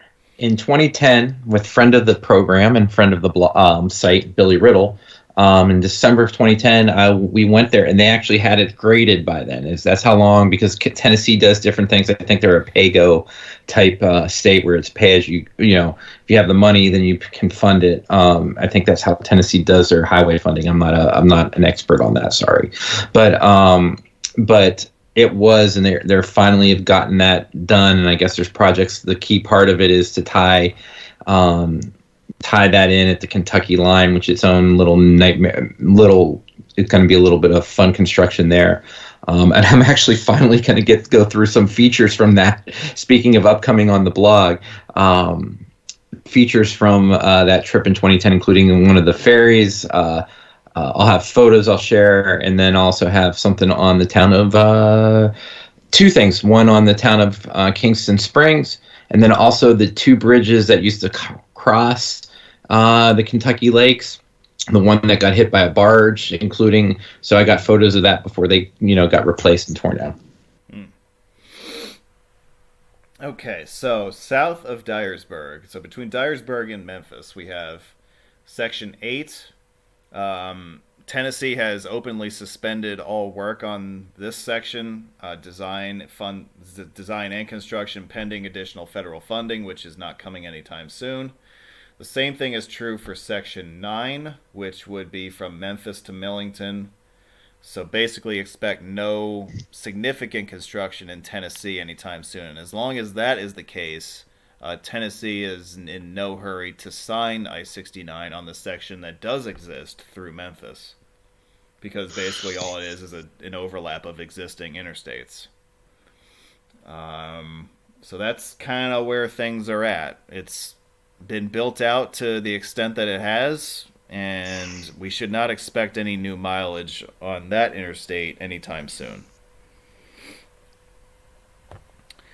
Well, one freeway that did join the ranks somewhat recently, in fact, as recently as 2018, is I-22, which connects the Memphis metro area with Birmingham, Alabama, via northern Mississippi. There had been talk about a Memphis to Birmingham interstate as far back as the 1950s. It was one of the corridors that was petitioned heavily for during the creation of the Federal Aid Highway Act of 1956. However, that corridor was passed over in favor of others, such as a Memphis to Nashville corridor. Spoiler alert, that one did get built, ultimately. I-22 began life as part of a freeway upgrade of US 78, which itself was funded as part of the Appalachian Development Highway System. It was Corridor X of that system, in parts. X got to give it to you. Yeah, X marks the spot, right? Yeah.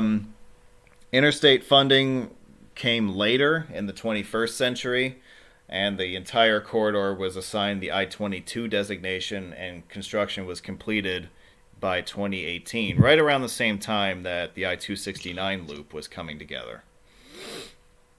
They did look into different options for where this freeway, where this interstate was going to end in the Memphis area. It ends where it does, and that was always one of the potential candidates. But they also looked into bringing the freeway into Memphis itself. The most likely scenario there would have been to follow US 78 and bring it into I-240 right across from Memphis Airport. However, there was significant opposition to that proposal, and so they just decided to truncate it to the I-269 junction. And we will not see 22 extend any further north or west from where it currently terminates.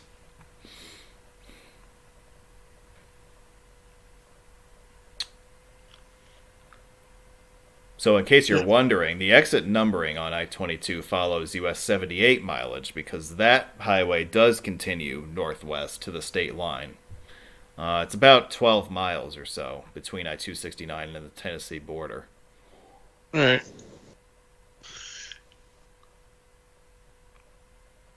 A couple other auxiliary interstates for your consideration. 155 really quick. So here's one of my favorite unpopular takes that I see people talk about on whether it's the forum or on these Facebook groups and all that. They talk about I-155 being a useless interstate.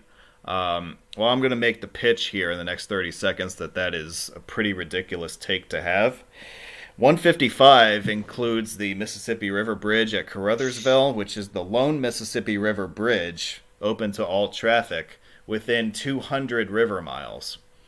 It also is a pretty significant east-west highway that connects I-55 in Missouri and Arkansas with currently the US 51 corridor in Tennessee. However, again, this is all part of the future I-69 corridor. So, connecting two north-south mainline freeways, including a rare lower Mississippi River bridge at the same time, I would make the argument that that's a pretty useful highway to have, especially when we consider the fact that redundancy is a good thing to have in highway systems. So I'm just going to throw that out there and leave it at that. And the key part, you say, is a part of a system of road. It's a network. It's the overall. Too many people look at just one piece and not see the overall big picture. Right. That is true. Now, as part of the future I-69 construction, part of I-155 would be utilized for the new I-69, and one of the renderings I found, which I thought was interesting, was this one.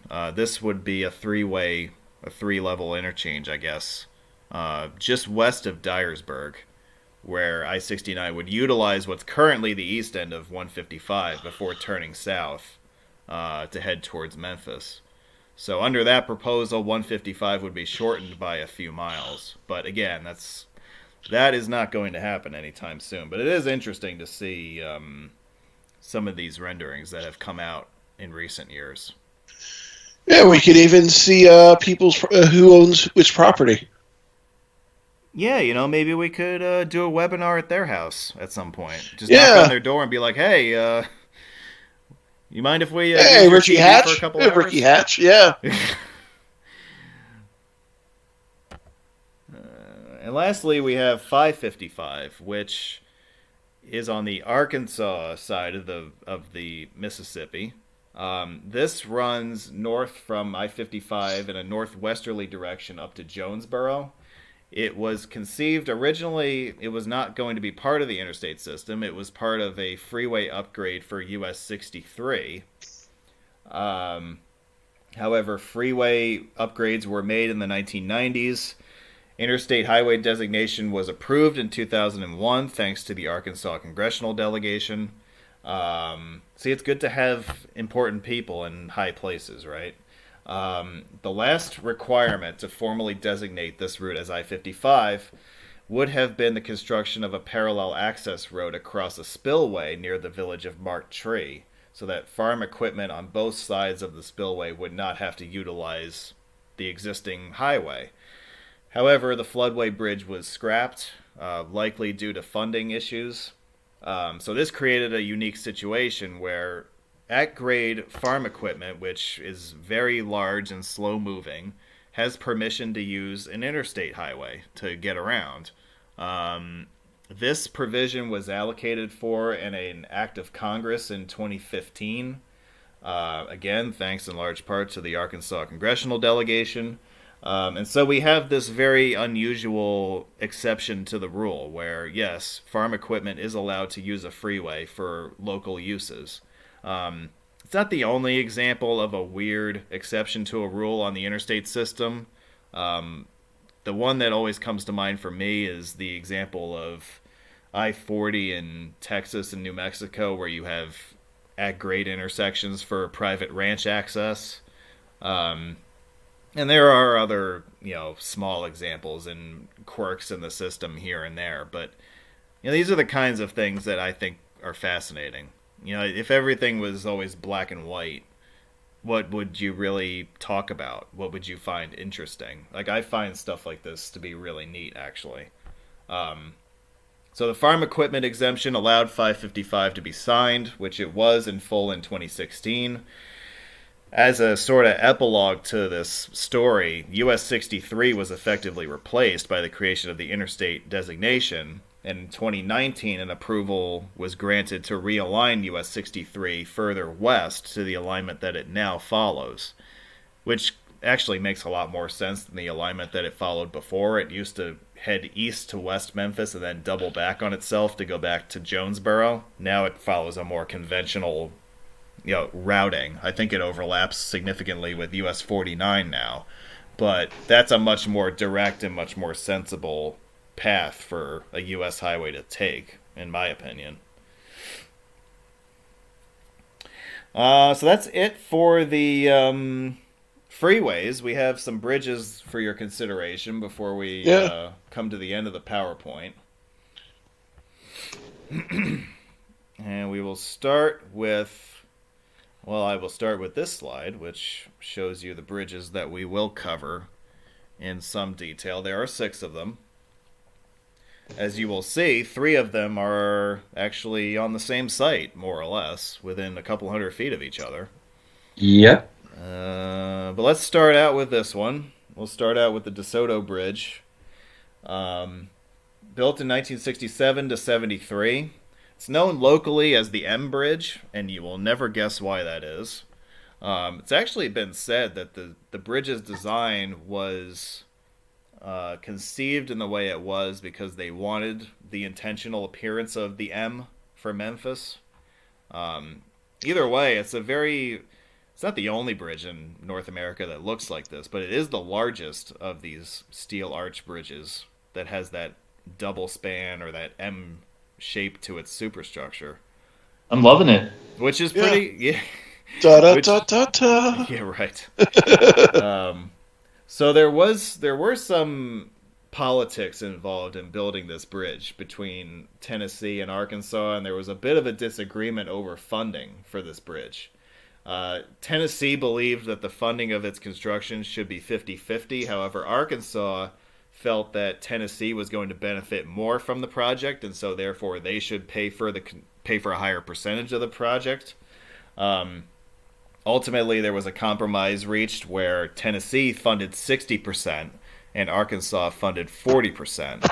And then the trade-off there was that Arkansas would inherit an inverted percentage of the maintenance of the bridge. So Arkansas took primary control of the maintenance operations for the bridge after Tennessee completed construction.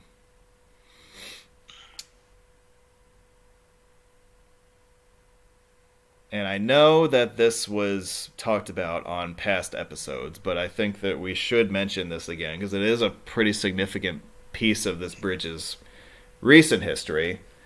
I was talking to you about 30 seconds ago about maintenance and how Arkansas inherited the responsibility of maintenance for this bridge in the aftermath of its completion. Well, in May of 2021, as I'm sure you will be familiar, this bridge was shut down to traffic. I believe it was closed for 2 or 3 months, if I'm not mistaken, like from May to August or something like that. After a full crack was discovered in one of the principal edge girders of one of the main spans of the bridge. And they happened to find it during a routine inspection. And then they, of course, realized what they had on their hands here, and they realized that the bridge had to be shut down to traffic immediately. The thing that I still can't get over is that this crack existed in this beam for at least 2 years prior to it being reported. I don't know how that happens. I don't work on maintenance teams with bridge stuff. I deal in initial construction. I don't deal in the maintenance realm. So I don't know how the hell something like this gets overlooked, how that even happens. But the chief inspector at Arkansas DOT certainly lost his job over this, and it was incredible that something like this lasted for that long without being detected. This is also why fracture-critical bridges are no longer popular, because if this was a fracture-critical bridge, it would have been in the Mississippi River. You have the redundancy of the arches running atop the bridge so that if you have the failure of a beam like you have in this case, the bridge doesn't automatically collapse, right? So this bridge was shut down. There were temporary repairs made in the summer of 2021, and it was reopened shortly thereafter. And that's kind of where things stand today. More permanent repairs were subsequently made. But the other thing that I want to mention is that in recent years, it's become more clearly understood that Memphis is actually in earthquake country due to the presence of the New Madrid seismic zone. And they actually, Tennessee and Arkansas, invested quite a large sum of money, roughly 20 years ago, in retrofitting a lot of the foundations and a lot of the structural connections on this bridge to, modern seismic standards. There was one study that was issued back in, I want to say it was 2012 or something like that. They estimated that this bridge was retrofitted to withstand a magnitude earthquake roughly 7.7, which, when on the face of it, you think, why in God's name are we building a bridge to be that resilient to earthquakes in this part of the country? But the reality is that the 1811 and 1812 earthquakes that happened in southeastern Missouri, and undoubtedly would have had seismic waves that would have propagated as far as Memphis and St. Louis, they were estimated to be, based on damage reports and physical, evidence on, natural phenomenon and stuff like that, they were estimated to be in the area of 8.0 on the Richter scale.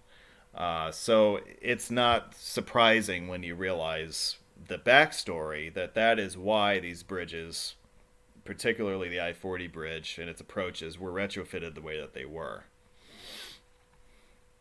And then this happens in 2021, and everybody's like, come on, guys. Are we serious here? Like, what are we doing? So, yeah, It's frustrating when you see something like that. As an engineer, it's frustrating. I do want to note that from a structural perspective, the 2019, the fracture did not yet penetrate the entire girder. Yes, it was part of the girder, and we saw it went almost to the top, but the top flange was still intact and possibly performing structural function in 2019. The full cleavage did not happen until 2021, and one of the facts about structures is that those things happen quite suddenly. We have in our own state the Delaware River Bridge on the Turnpike. One inspection turned up no problems. The next one found a completely severed girder. And that's the lesson. A lot of this stuff deteriorates internally, gradually loses strength. And then one moment, perhaps a large truck goes over, the weakness suddenly propagates into a full-on crack and fracture of the member.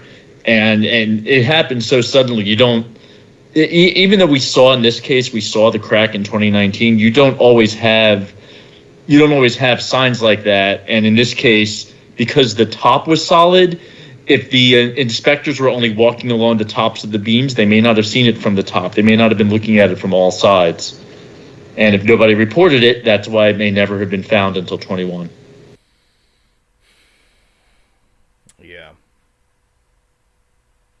Yeah, there were a lot of questions asked in the aftermath of it, that's for sure.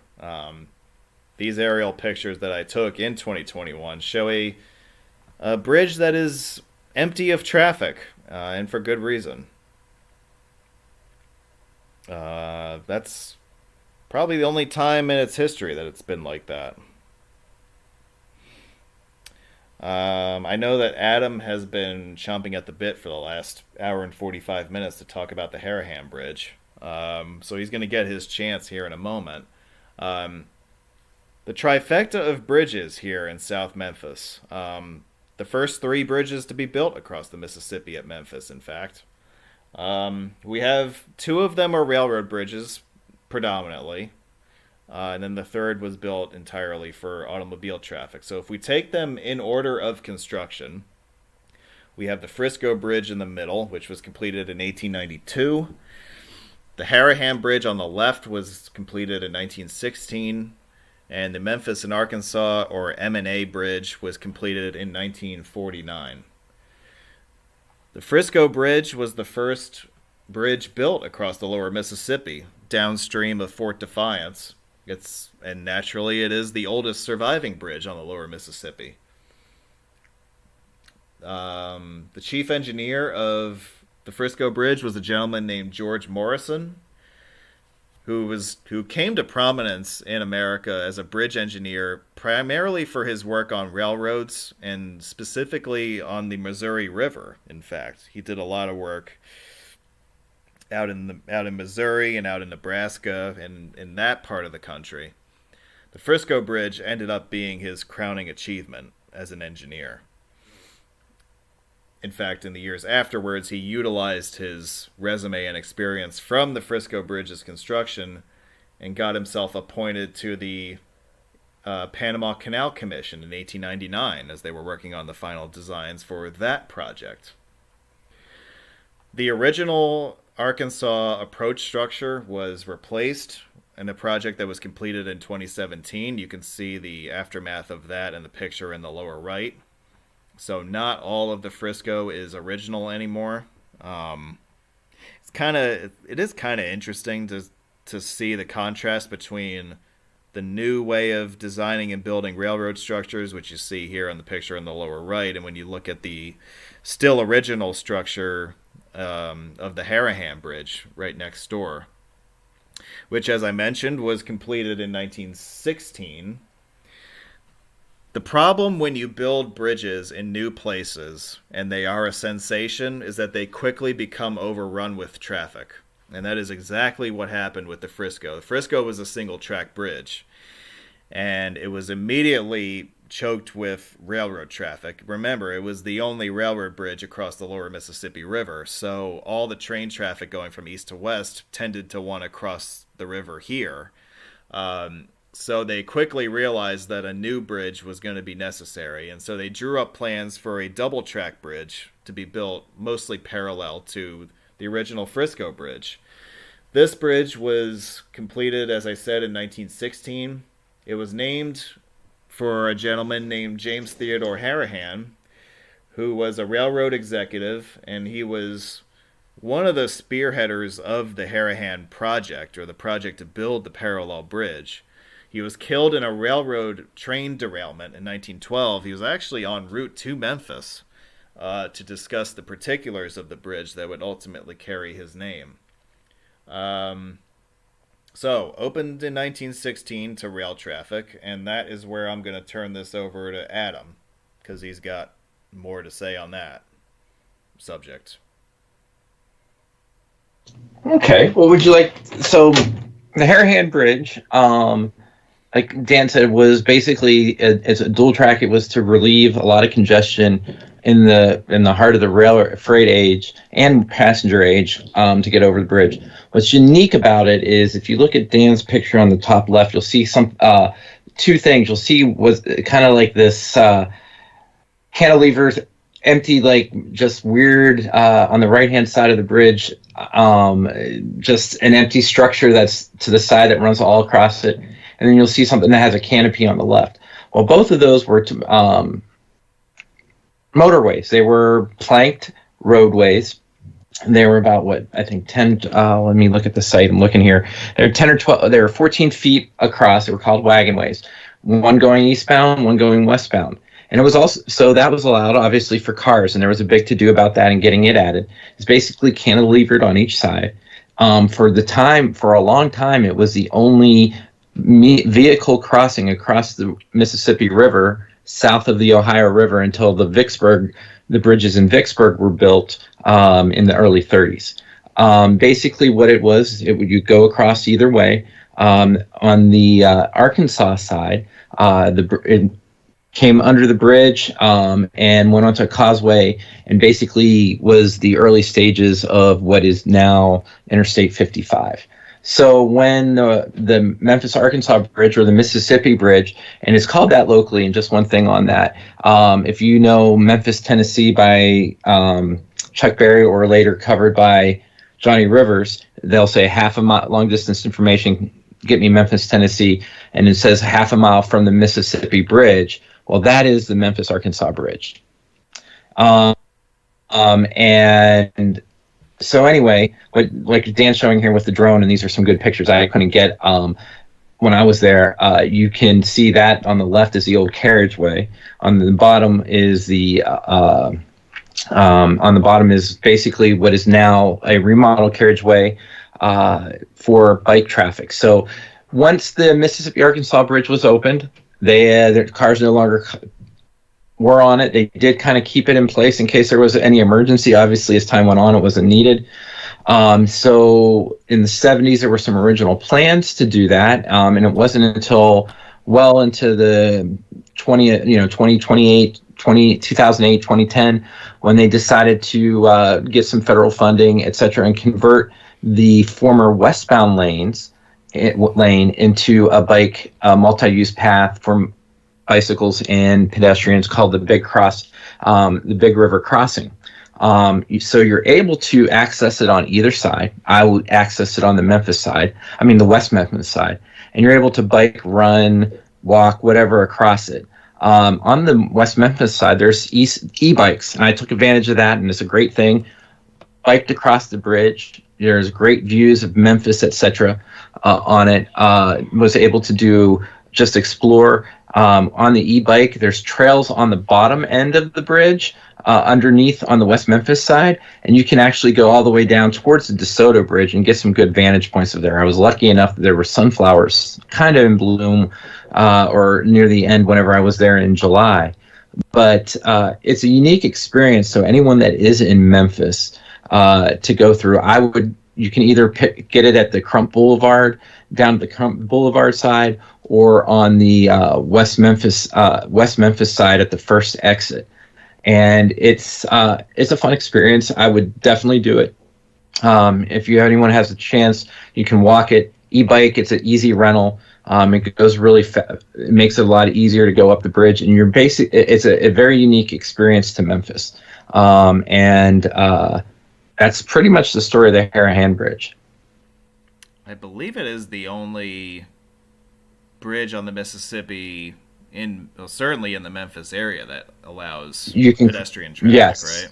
Yeah, you used to be able to do on the Mississippi Bridge, but obviously that's been done. You can see in some of your photos, you can see the railing, etc. I'm not exactly sure how you can get around it because it's under construction right now. But the Harahan Bridge is the only one that you can cross, and it's a great experience. If you can do it, I would. Obviously, when the Mississippi Bridge was built, or the Memphis, Arkansas Bridge, it was built 4 lanes. It's not really to any interstate standard, but that was built in the mid to late 40s, obviously to handle more modern traffic. Obviously, I-55 goes on it, and once that happened, the Harahan Bridge auto part of it wasn't done, and that was for me when I was in Memphis, and seeing that, it was a definite thing to do, and I really enjoyed crossing it.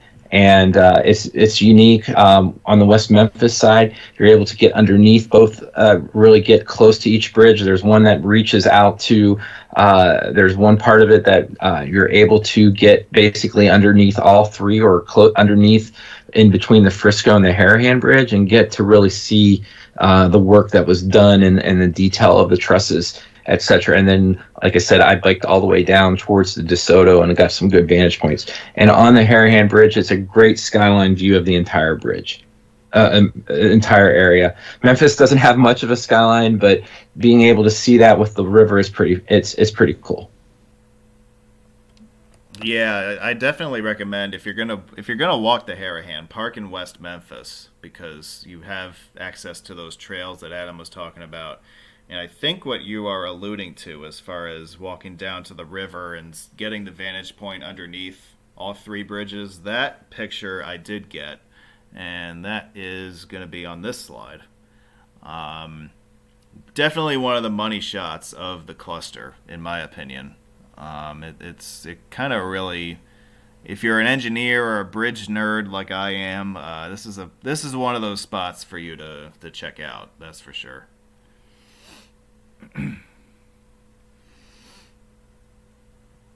All right, I got a couple more for you here quickly.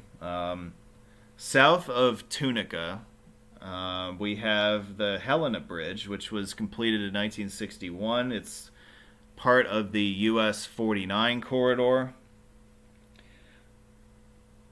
I think there's a casino on the Mississippi side. I forget the name of it.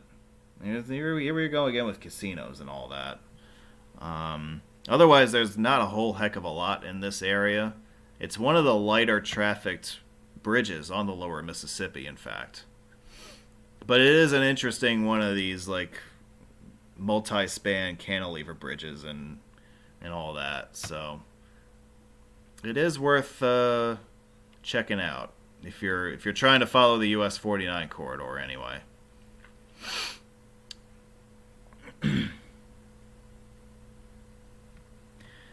Lastly, I'm going to bring up another bridge that comes up every once in a while in conversation here on the program. It is the often talked about, yet not yet constructed, Charles Dean Bridge over the lower Mississippi near Arkansas City, Arkansas, which is part of the future I-69 corridor. It kind of looks like a much larger version of the Stan Musial Bridge in St. Louis. If you've ever been there, that's the bridge that carries I-70 over the Mississippi River. So this would kind of be a larger version of that. Altogether, from abutment to abutment, it would be about 4 miles in length altogether. That's because it has to span not just the river, but also the floodplain on either side of the river. So from levee to levee, it's about 4 miles altogether.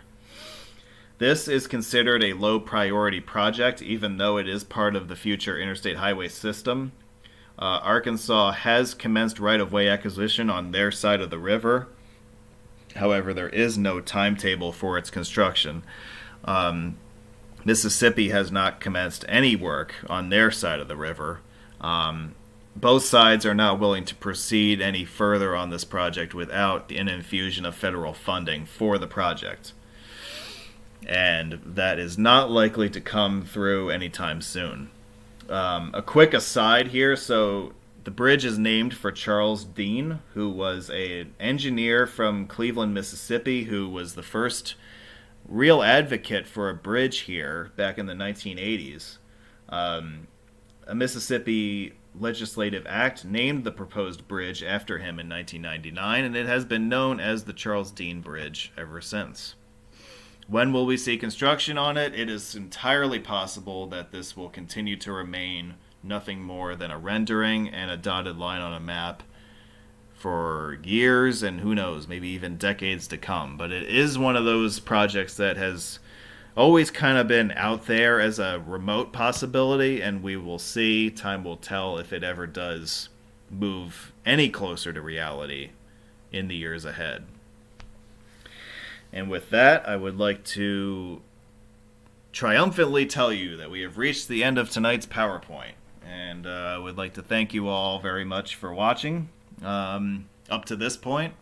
So if we have any questions from the gallery, the live chat, or any questions or topics that the panelists would like to bring up that we haven't addressed at this point, you guys are free to have at it. So, boy, you guys are, don't all of you get up at once. While we're waiting for some of you to, come back from the dead, I will say, join us next Saturday. We will actually be heading down I-40 about 2 hours to the west of Memphis, and we'll be talking about Little Rock and the state of Arkansas as a whole. That'll be the subject of next weekend's episode. So, looking forward to that one, and I hope to see you guys in the chat next weekend for that.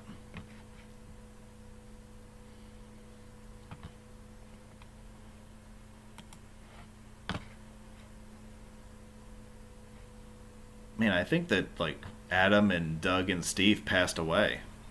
I don't know what happened to them.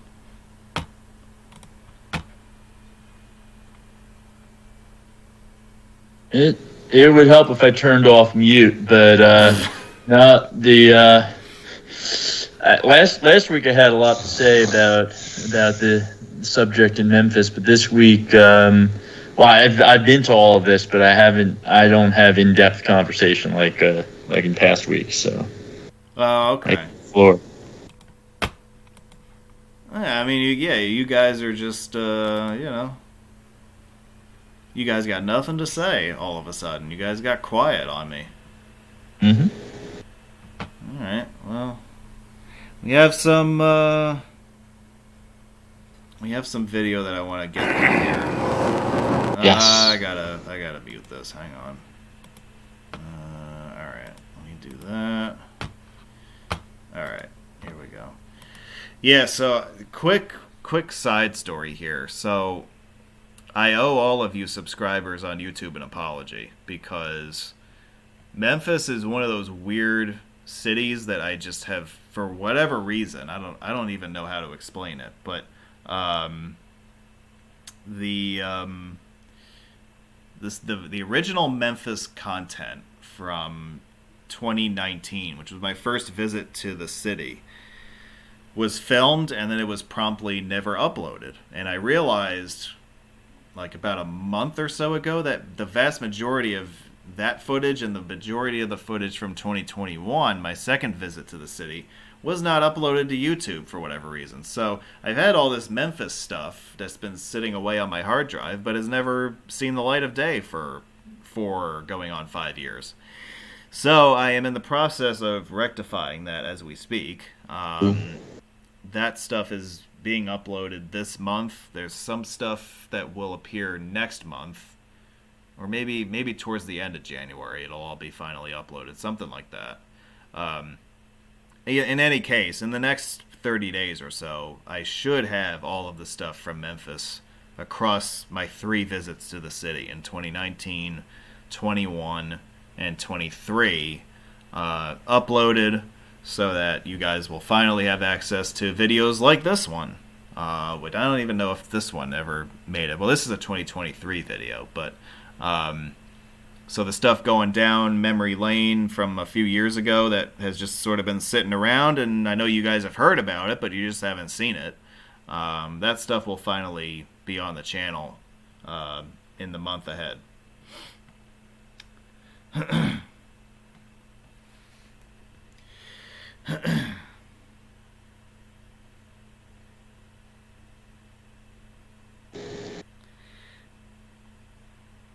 Steve, when are you gonna do your next website update?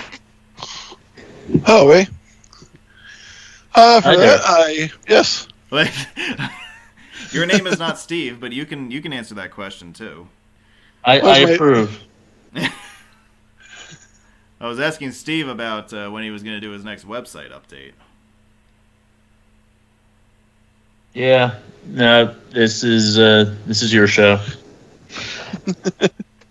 I'm just trying to come up with stuff to talk about because all of a sudden you guys got quiet on me. I don't know what's going on. Sorry, I had to run upstairs for a minute. Oh, geez. Yeah. There we go. Yeah, it's that guy again. It's his fault. Yep. I'm used to being blamed for everything, so that's cool. Yep. Well, even blaming Canada. Those beady little lies and his flopping heads of lies.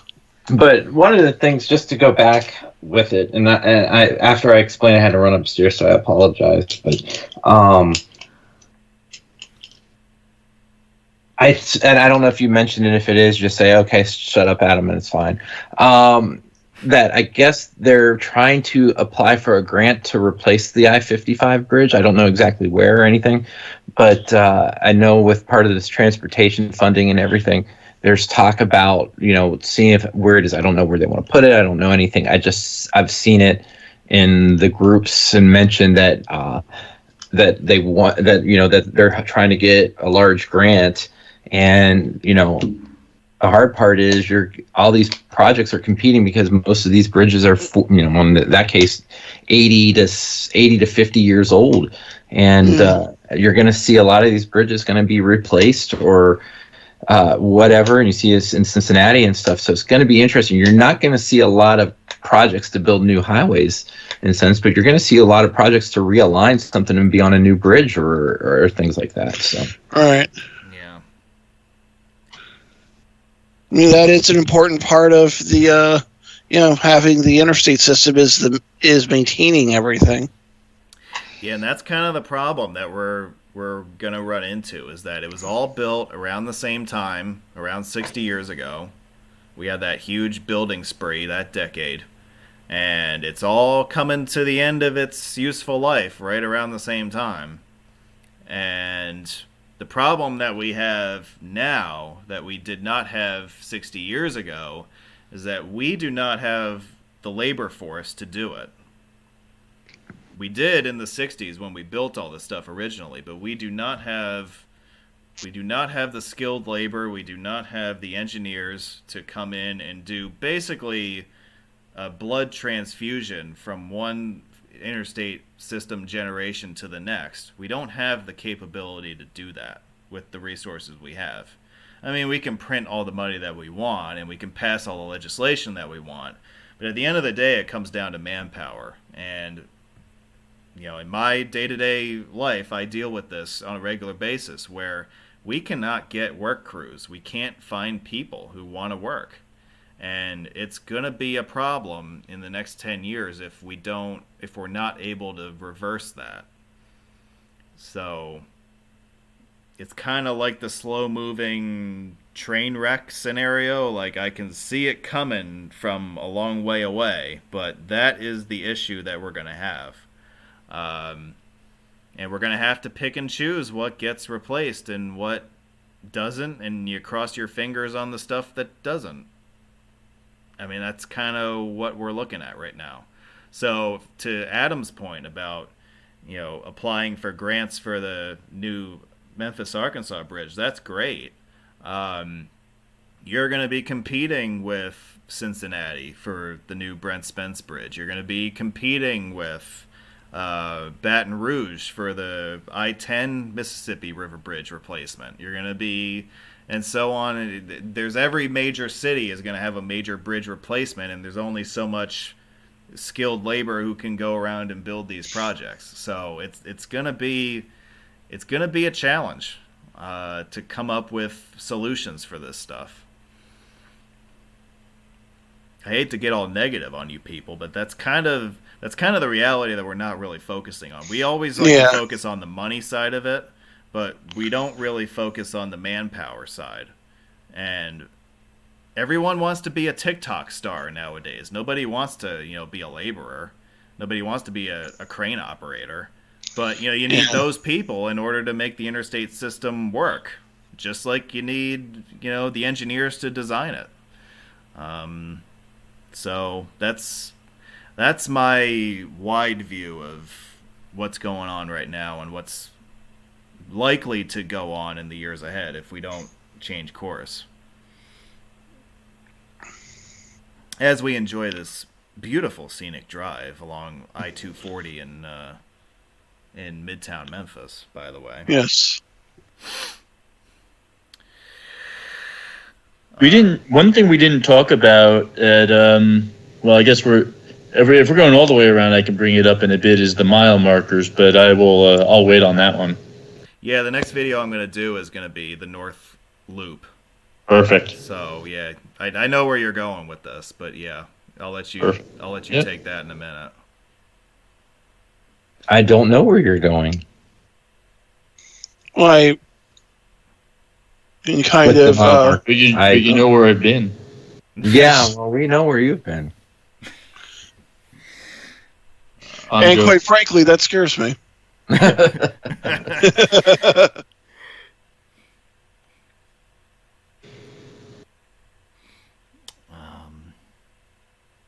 Well, you know what they say, Tennessean is 10 of believing. Yes, Tennessean is 10 of believing. And 10 of touching is 10 of jail time.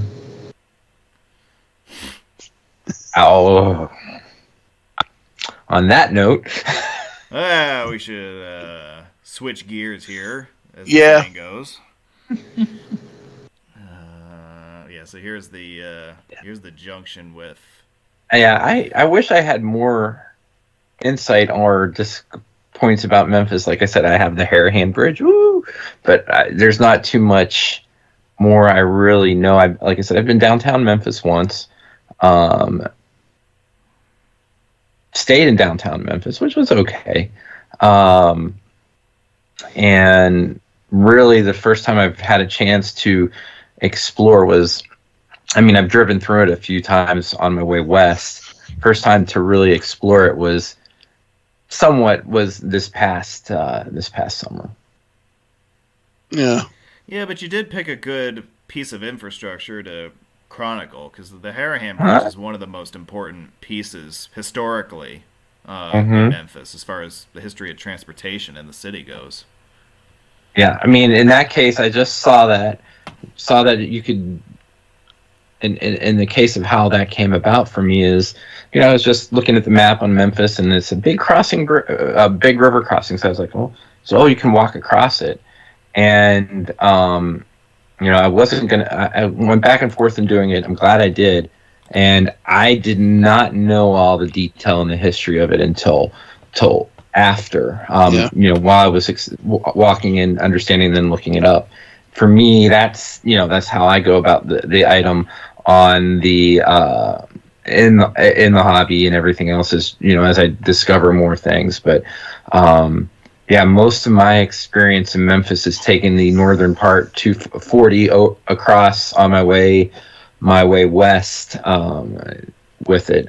This was really my first time in it, and it wasn't bad. I stayed in Mississippi side of it and everything else, but I can see here, what I'm seeing is a little delayed, but I definitely see how they've modernized what you're saying about 40 and 240 and everything else here over the last few. I can't remember even what that interchange was like 15 years ago. I don't remember. I think it was a cloverleaf. I'm pretty that sounds right. And of course, that would have made sense because 40 would have continued straight here instead of curving like it does. But so that was always a problem. They rerouted 40, but they never addressed the interchanges until much later. Yeah, and that happens. Yeah. I mean, you have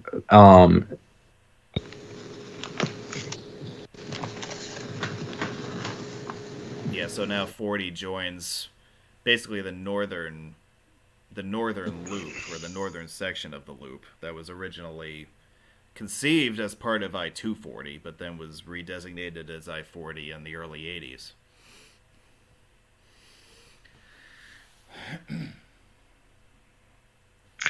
I'd have to go back through my old photos to see, if I had anything that shows, what that interchange looked like, way back when. Because the first time I was in Memphis was in 2008. Okay. Back when men were men and signs were signs. Yeah, right. So you were first in Memphis in 2008. How many times have you been through the Memphis area? Twice. The other time was in 2018. Okay.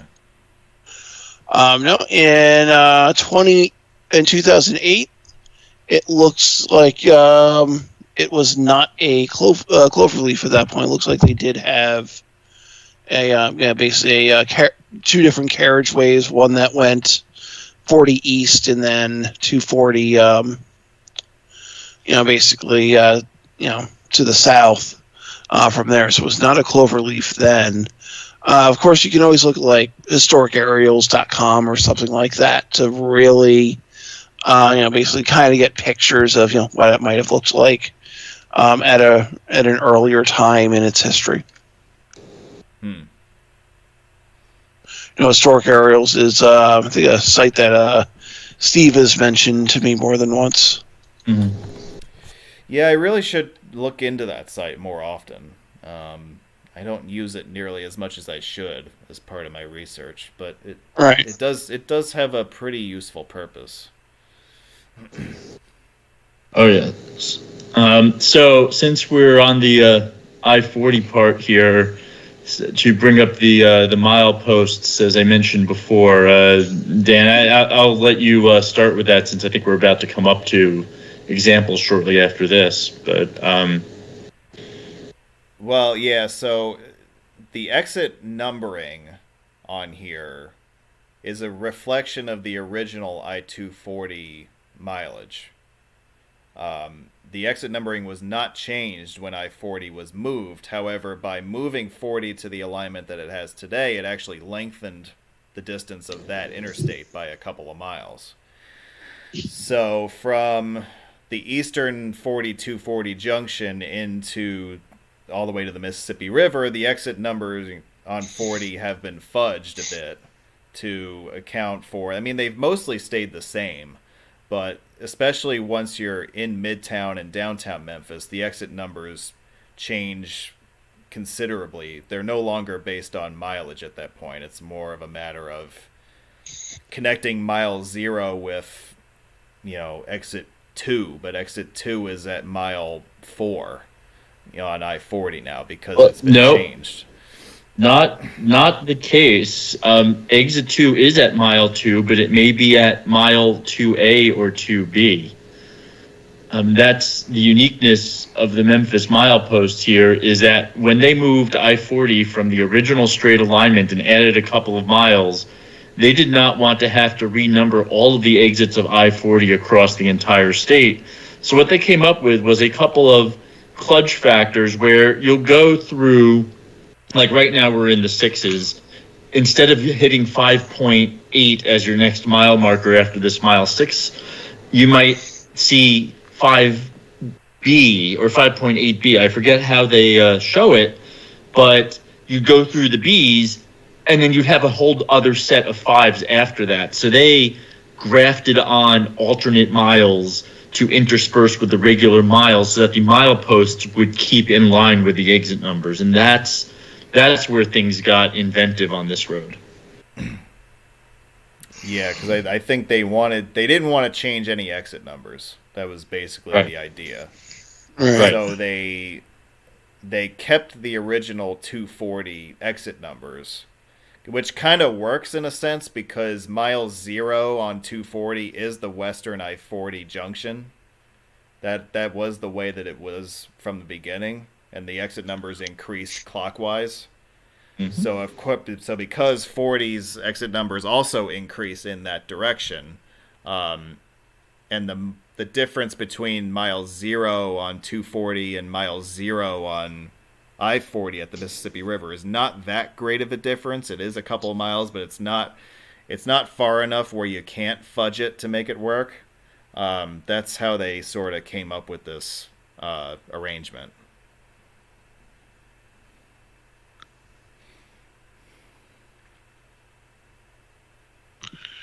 I'm looking for abandoned cars now that Adam brought that up to me. Yeah. So, should have like an abandoned car counter on the top of the screen or something. Yep. I have not noticed any, but I noticed a bunch of abandoned cars in my drive home on Monday last weekend. Were you hanging out in Memphis last weekend? No. Well, I think it was a matter of people partying too hard, so you'd have abandoned cars. Oh. At least that was my thought.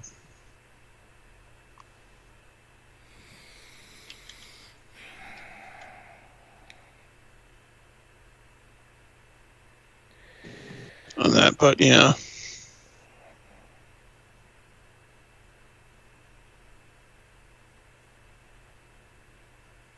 Yeah, so when we're done here, I'm thinking about like driving out to the Walmart in Fishkill to hang out with the Weather Channel guys.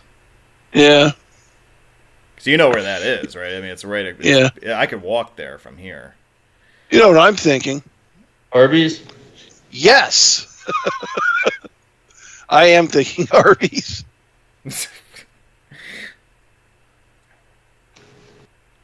Yeah, y'all know me too well. See, I know that when I get Adam and Doug and Steve on the same episode, the inside jokes run wild. Yeah. It is happening, yes.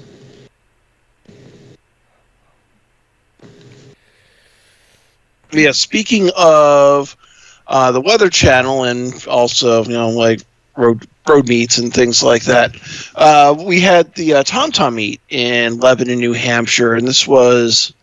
2013 or something like that.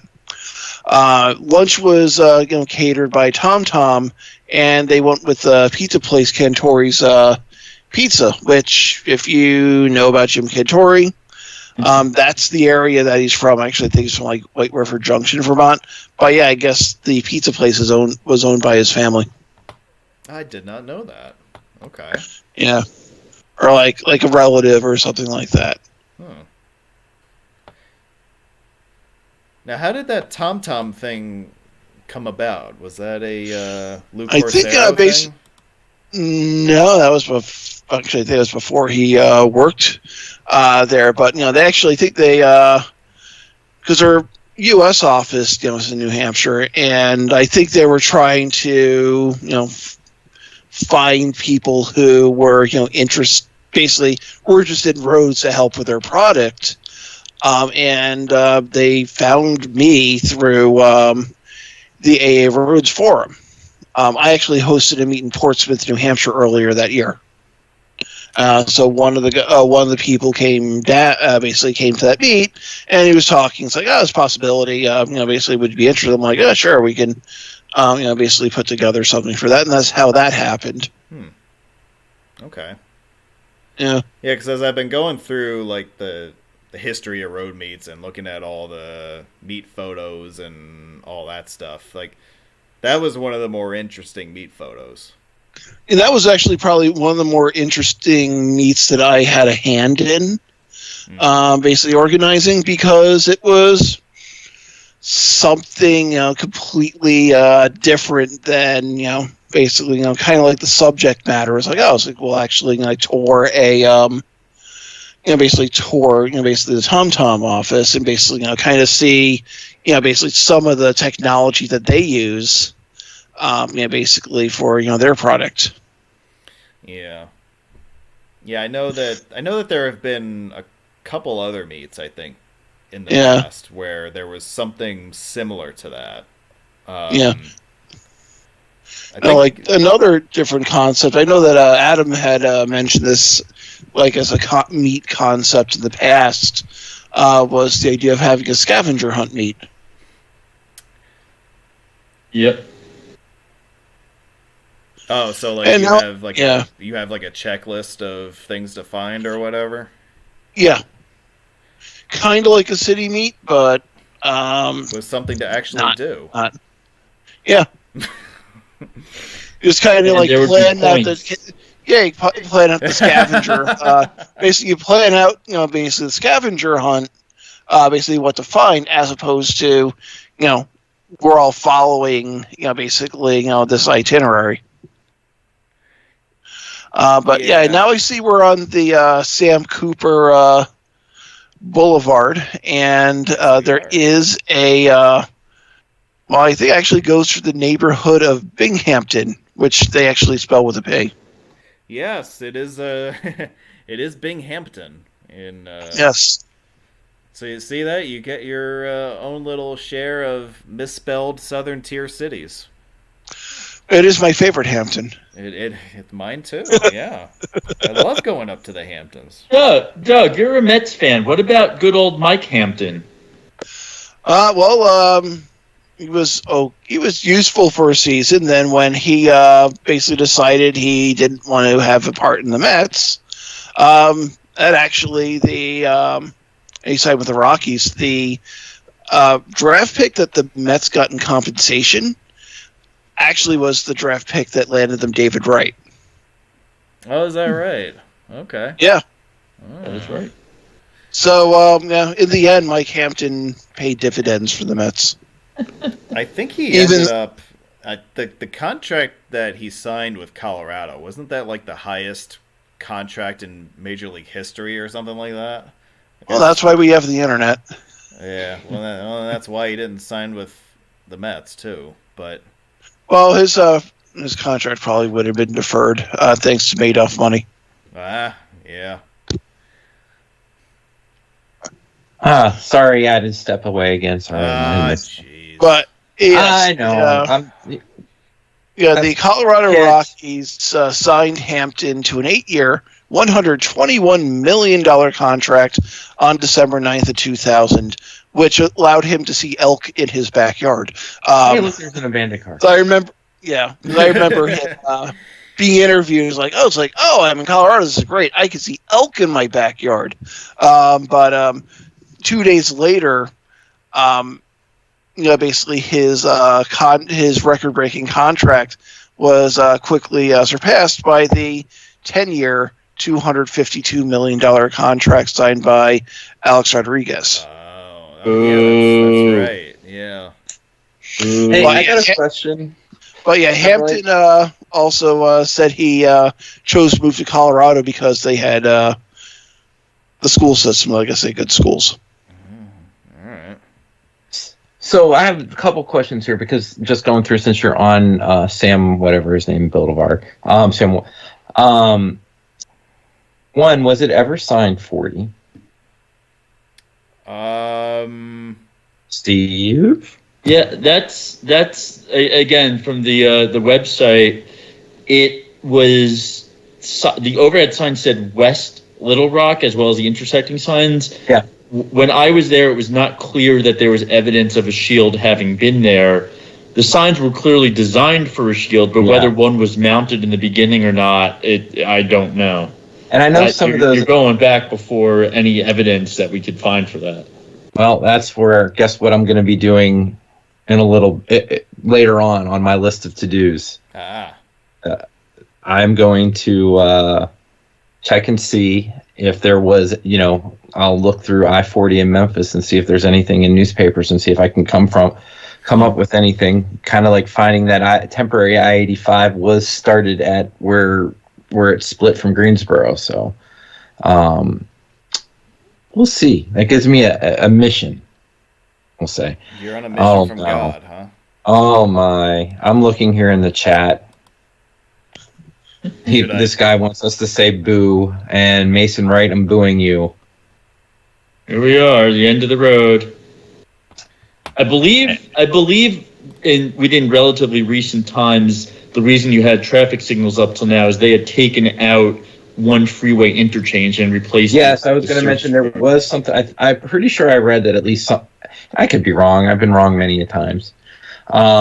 If Adam Froehlich was on the call, he'd list them all for us. But I do believe I've read that at least one or two interchanges were taken out. Okay. Yep.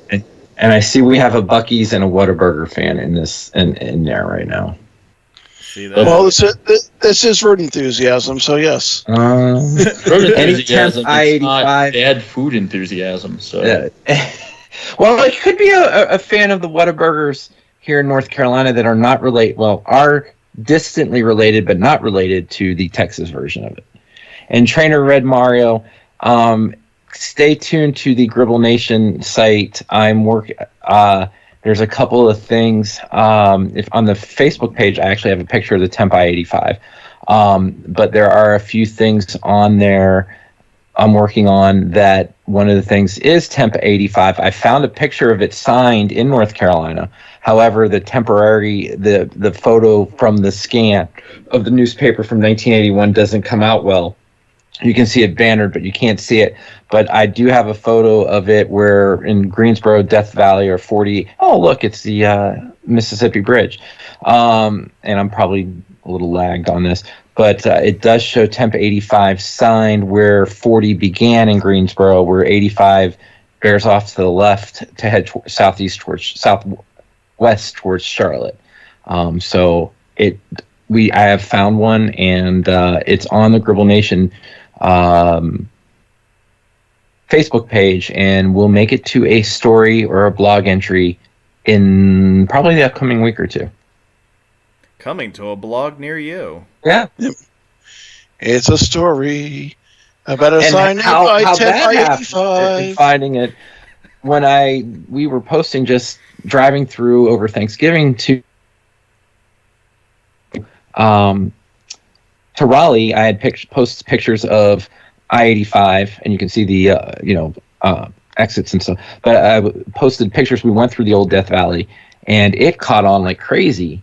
And someone posted, somebody should try to do an evolution of the signs in Death Valley. I said, well, challenge accepted, and I was able to dig up some stuff, and hopefully we'll dig up some more. And if some more people went on, some people, what I enjoy is there's been some comments by others that are definitely not regular hobby folks, just people in Greensboro that have given a little more insight that hopefully will lead to a good story.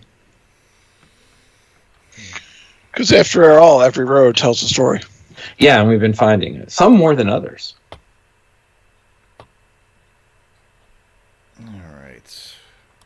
I got one more video to play before we run out of content for this evening. So I'd like to use this little leisurely drive through downtown Memphis on video as an opportunity or as a backdrop for you guys to, I don't know, if you guys want to give parting shots or tell stories or whatever you want to do over the next 8 minutes.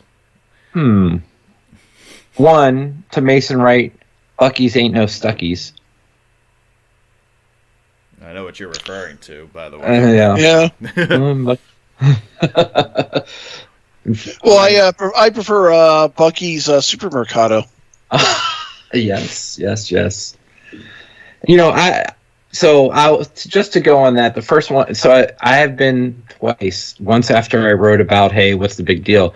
My brother was moving to Texas, and I stopped at one because I was driving the U-Haul, and it gave me space to actually fill in a U-Haul without any trouble. So that was nice.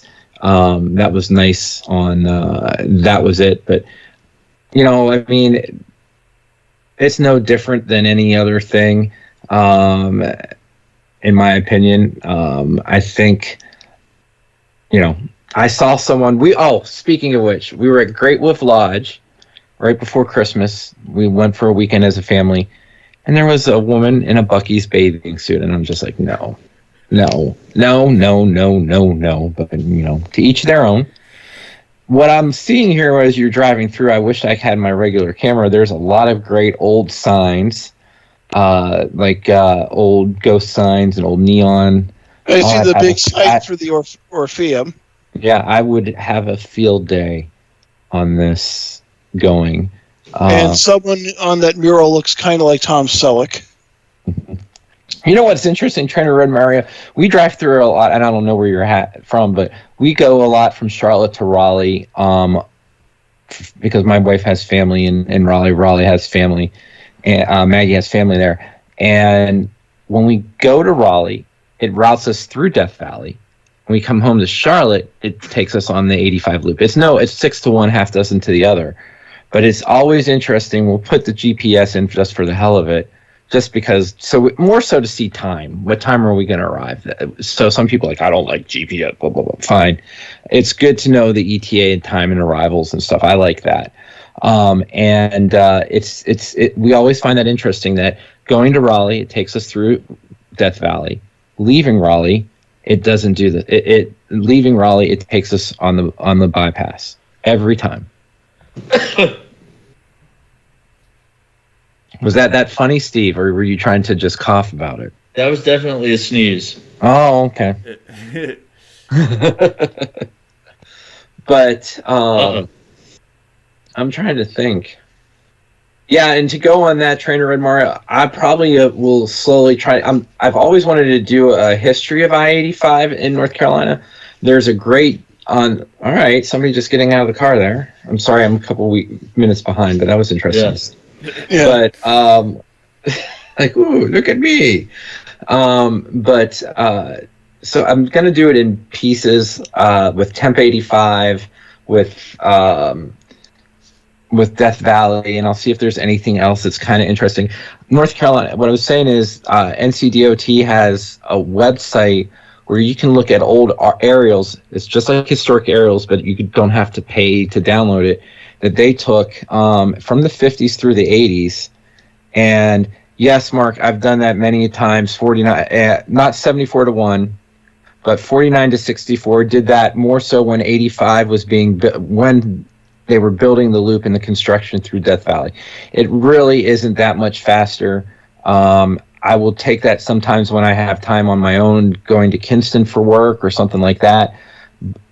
Or if we have to get on the other side of Raleigh, we typically go to Northeast Raleigh in the Leesville Road area, that part. So we really don't need to go up 49 and 64. A lot of times they'll take it. So, sometimes what my wife had to do coming back from Garner, she had to come back from Eastern Wake County.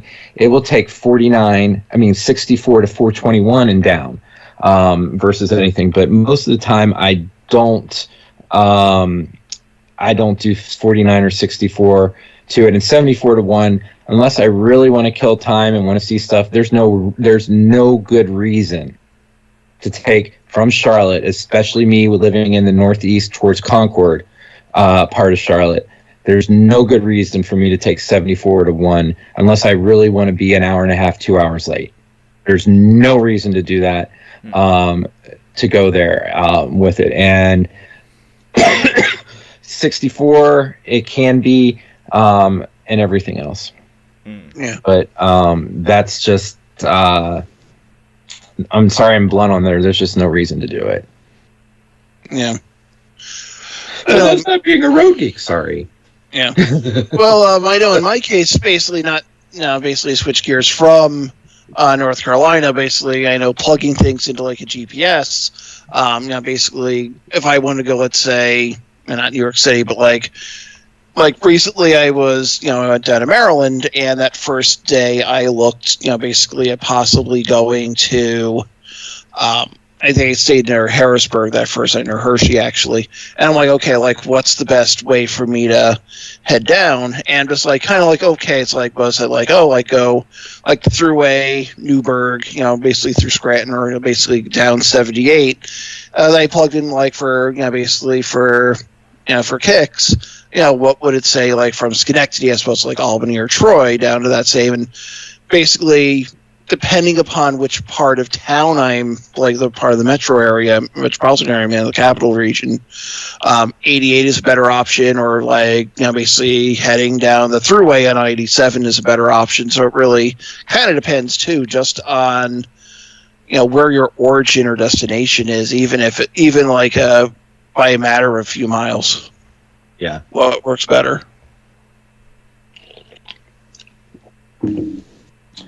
The funny thing, I laugh, and I'm just saying there's still some Bucky conversation. I don't know if I shared it on it, but for Christmas I got the Jackrabbit, if everybody knows, from US 66 and I-40, the Jackrabbit trading post. And they used to have, the Jackrabbit, here it is, and then they used it as an inspiration for some stuff in cars.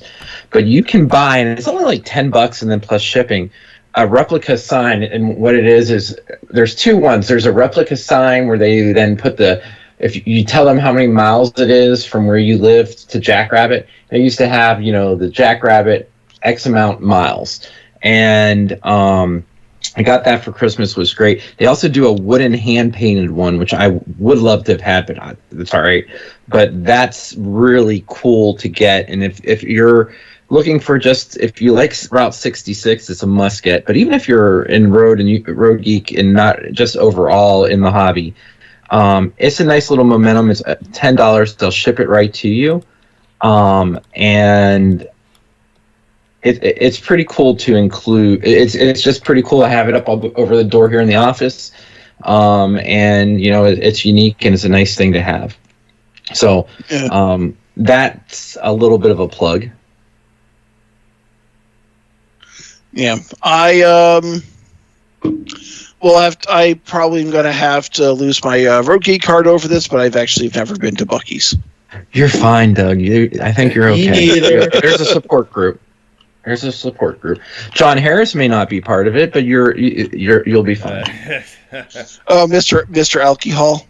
Yes, he's probably still trying to go to. I can't believe Cracker Barrels. Written in all caps. Yes, well, as I've said, if you've ever watched, well, none of you all, but I know Doug, I've shared the link.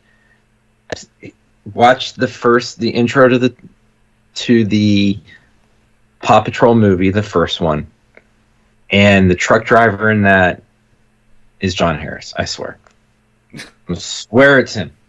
It's going through there. I spilled slushy in my skivvies, and then you got to see it. And when you see him post on the various groups on Facebook, it will make 100% sense. He's a unique one. I know about him. Yep. Mm-hmm. That's all right. There's certain people who you hear their name and you're like, oh, that guy. Mm-hmm. Yeah. Oh God, I'd hate to hear what they say about me.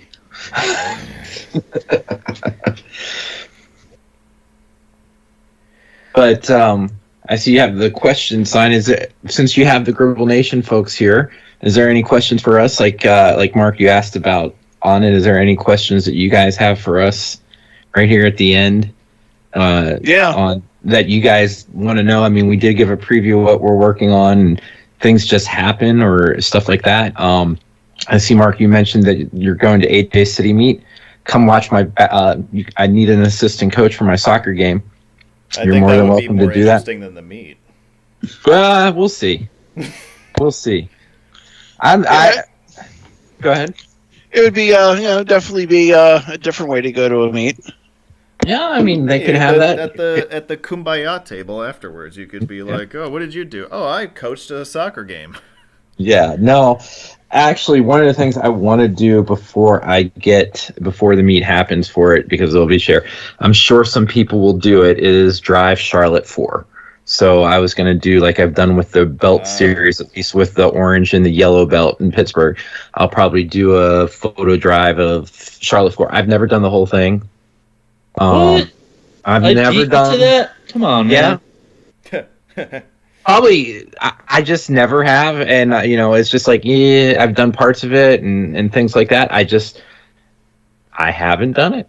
Oh, to me, there's more interesting things going on in Charlotte, and Charlotte's got a lot. It of does, banks, yes. Of banks. Hey, Adam, I have a question for you, Adam. Yeah.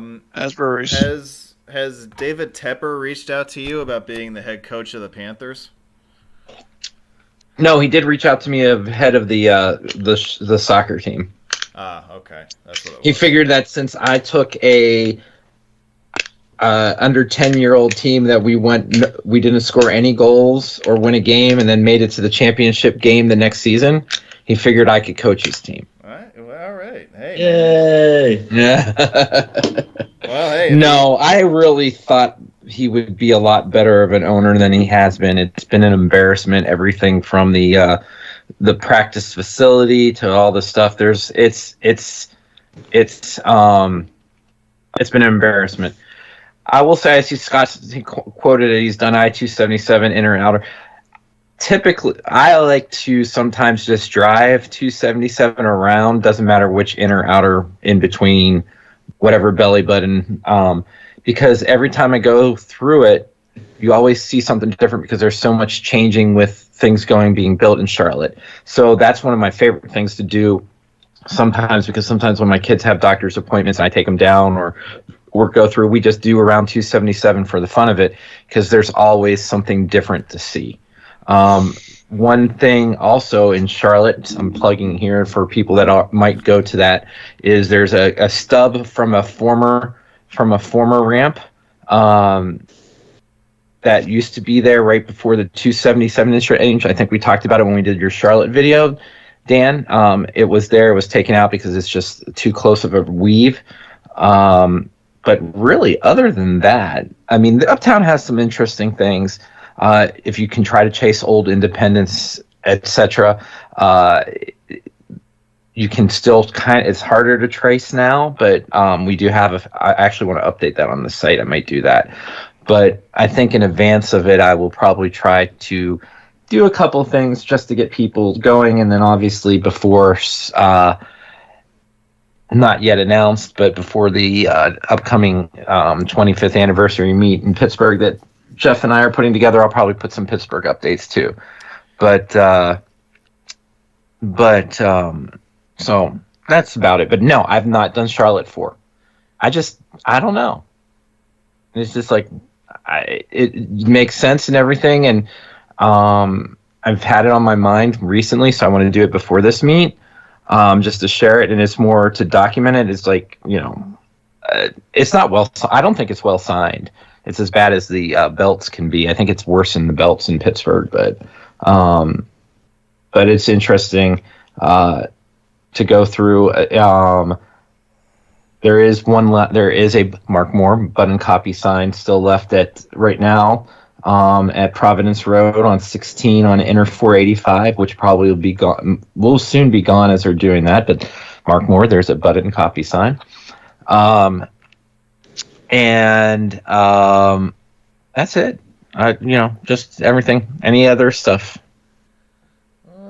I wanted to ask you about the 25th anniversary meet. So you're helping to put that together. Well, a little bit, yeah. Going through. But yeah, Jeff, it's gonna be. I'll let Jeff announce, but it's gonna be in the spring. There will be a speaker of the Turnpike. It'll be tied into the construction of the Mon Valley Expressway. I know it's called Mon Fayette, but I call it Mon Valley because we're, the Mon Valley Expressway from 51 in Large, PA, home of Doug. Dick Corporation. Yes. And no, sorry, it's Dick Corporation. That is. Dick, yeah. Up to, I think it's going to be done all the way to Kennywood. So it's under construction now. I did some pictures when I was up in November. There's a couple of stops. There's actually a couple of cool stops. What might be interesting is afterwards, if people are interested, may do a tour of the places of the namesake of the website, where as a joke, as something fun, but we actually will be going past two places he worked at in high school, the Taco Bell in White Oak and the Taco Bell in Kennywood. But it's going to feature a lot of just specific old meets, especially in Pittsburgh, and even we did it in the Carolinas, where instead of, and this is, I'm going to get on my soapbox here. I'm not a big person of saying, okay, you have a meet and you got to see as much of the city as you can at once. That's just too long and things. I think what we were doing, we did certain parts of the city, certain specific projects, etc. Because in a city like Pittsburgh, you can't get from here to there from here, or whatever. So it's going to specifically focus on the Mon Valley Expressway construction.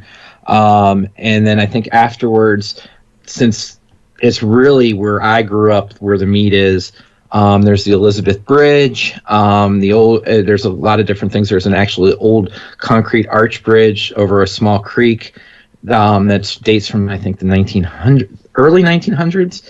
At the Elizabeth Giant Eagle. There's the Boston Bridge, which is another good, and there's good places to really, if you like bridges, to get some good pictures of it from various parks and that, which is once the meet tour is over or anything, that it's very easy to go on the way back to the restaurant. Yeah.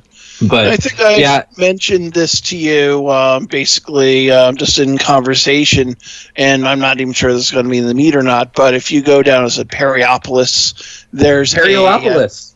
Combination, I think it's like a bridge and tunnel. Yes. I've went over that many times on our way to pick up firewood or go to there's an old golf resort called Linden Hall. Been there, but Doug, you haven't lived life until you spend a night at the Perrio Motel in Perryopolis. Maybe you'll even see this guy staying there. Who knows? I don't know if he really was. I recall a certain road sign in Perryopolis. Now the embossed stop sign. That would be the one. Yes. Now, what's interesting about Perryopolis is that it was actually laid out by George Washington. In fact, on our other sister site, Quintessential Pennsylvania, which I need to update more often. Yeah, me too. I have a walkthrough of it. I don't know if it's still there, that sign on the side street, Steve. But in Perryopolis, and as we always, it's a joke that my friends and we always called it Perryopolis because of the Perrio Motel. With it, and that is technically the last section of 51 to be 4-lane between Uniontown and Pittsburgh. It was always 4 lanes, but it was 1 lane in each direction with a center divider, and then they just finally made it 4 lanes. Yeah. 2 lanes in each direction. So Perryopolis is right. I know a lot of anything that's right in my home area. And the name of that bridge in Perryopolis is the Layton Bridge. Yep. It's very interesting. You have the tunnel. Try going across that at night. That's all I will say. Steve's like, oh, I will do it. I will do it. I will do it. Oh, no, I want daytime photos, but I will take your time. I'm saying drive across. Daytime photos, yes, but drive across it at night. A 1-lane tunnel and bridge. And that bridge is as old as dirt. Not if I can't take photos, I know, but I would dare anyone to try to do that at night. It's an experience.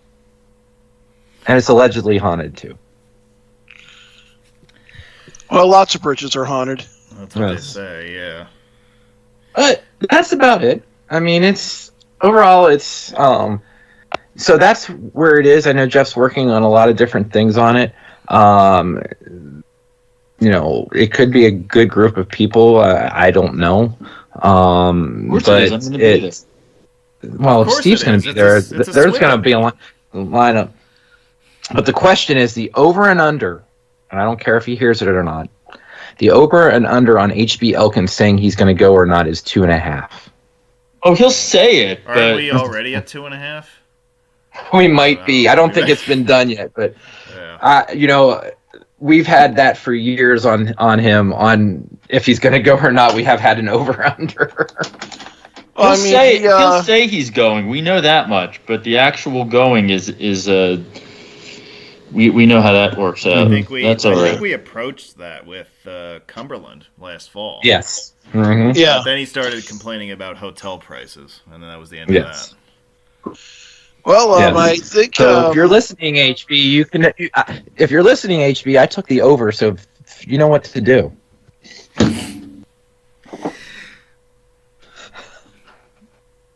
Yeah, so everyone take the under. Everyone take the under, and you'll get paid. Yeah. Right. That's about all I got for tonight. Do you guys have anything that you want to get out there before we sign off? No, it's enjoyable. I'm Yes. sorry I didn't have as many Memphis stories as I did on the West Virginia Turnpike, but it was good connecting with you guys. We had a very good year at the website.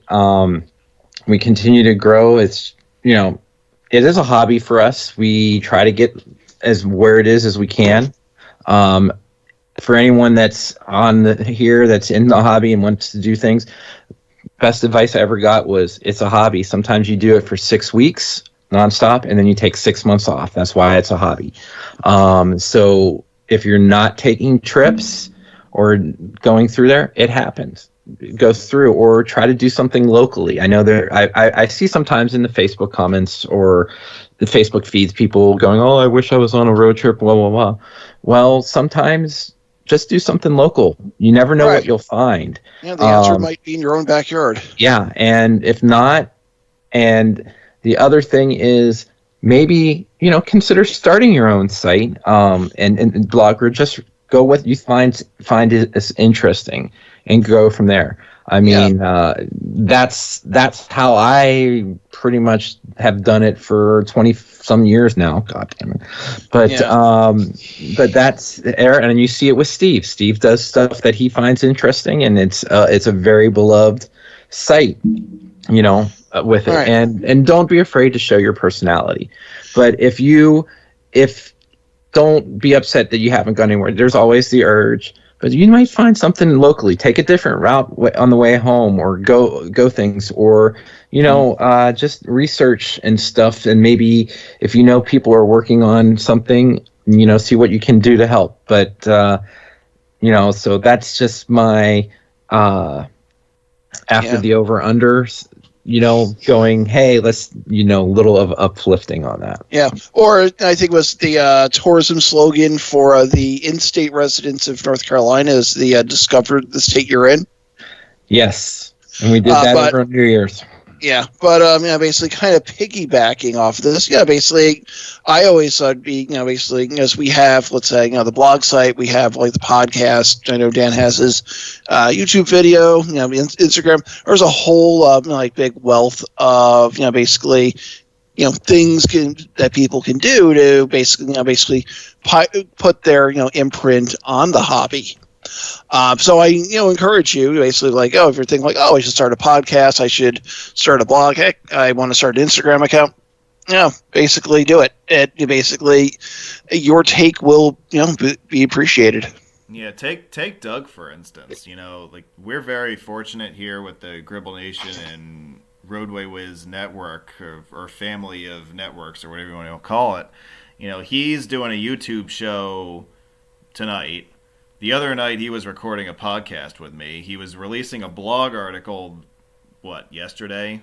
He was posting... Thursday morning. Thursday morning. He was posting to Facebook and Instagram in the meantime. So he's been all over the place on these different networks in the last, 4 days? Something like that? Yeah. It's never been easier to get in on the conversation and to make your own voice heard and to do your own thing. There's so many different avenues that are now available to us as content creators, and just don't use Street View for everything. Oh, for God's sake! Yeah. We made it 2 hours and 55 minutes without you getting me riled up over Street View. All right, well then I'm gonna leave now. I did what I needed to do, and I'm gonna go. Good night. Good night, everybody. That should be another. We could do a webinar just on that, I think. That's a podcast. Yeah. And the one thing is, my wife got me some podcasting equipment for Christmas, and the new mic and everything, which is really neat. And hopefully that's one thing I'd like to do more of, but we'll just see. But enjoyed it. I'm gonna log off. I got kids to get to bed, but yeah, man. Hope everyone had fun. Sorry I didn't have as many stories, like I said, but it was good. And Memphis, there's probably a lot in that area to discover with it. There's a lot of different things, and I mean, this is probably cursory, an overview of it. I would love, if I had the time or if anyone can, to really dig into Memphis. I think there's a lot of things to find there. I didn't know, like you said, with the River Expressway or whatever the heck it was called, the At Least You Tried Tennessee part. But I think there's a lot of stuff in Memphis that can be found and stories that can be told, and probably a lot of interesting old stuff if given the time, and it's just finding the right person to get there, or whatever it is. So if you're ever in the Memphis and you can find some stuff to fill in the gaps or new stuff, some people say that the hobby, there's nothing new to find. I totally disagree with that. And I think we keep doing that all the time. So that's it, and I'm out. All right. And with that mic drop moment, Adam signs off. Adam, it was great to have you. Hope to have you on again sometime soon. Yeah. And I want to thank Doug. And I want to thank Steve for being a part of tonight's show. Yes. Howdy. It's been fun having you guys on the program. I think we did a pretty good job of exploring everything that the Memphis area has to offer road-wise, and just a little bit more. And except for the barbecue. Yeah, that's right. We didn't talk about food tonight. Memphis barbecue isn't bad either. So that's something to consider as well. But so I want to thank everybody who was a part of this. Good job by everybody in the live chat tonight as well. Yep. And again, I hope you guys will join us for next week's program, where we focus on the great state of Arkansas. Yes, and if you've liked what you've seen, press that like button. Smash it.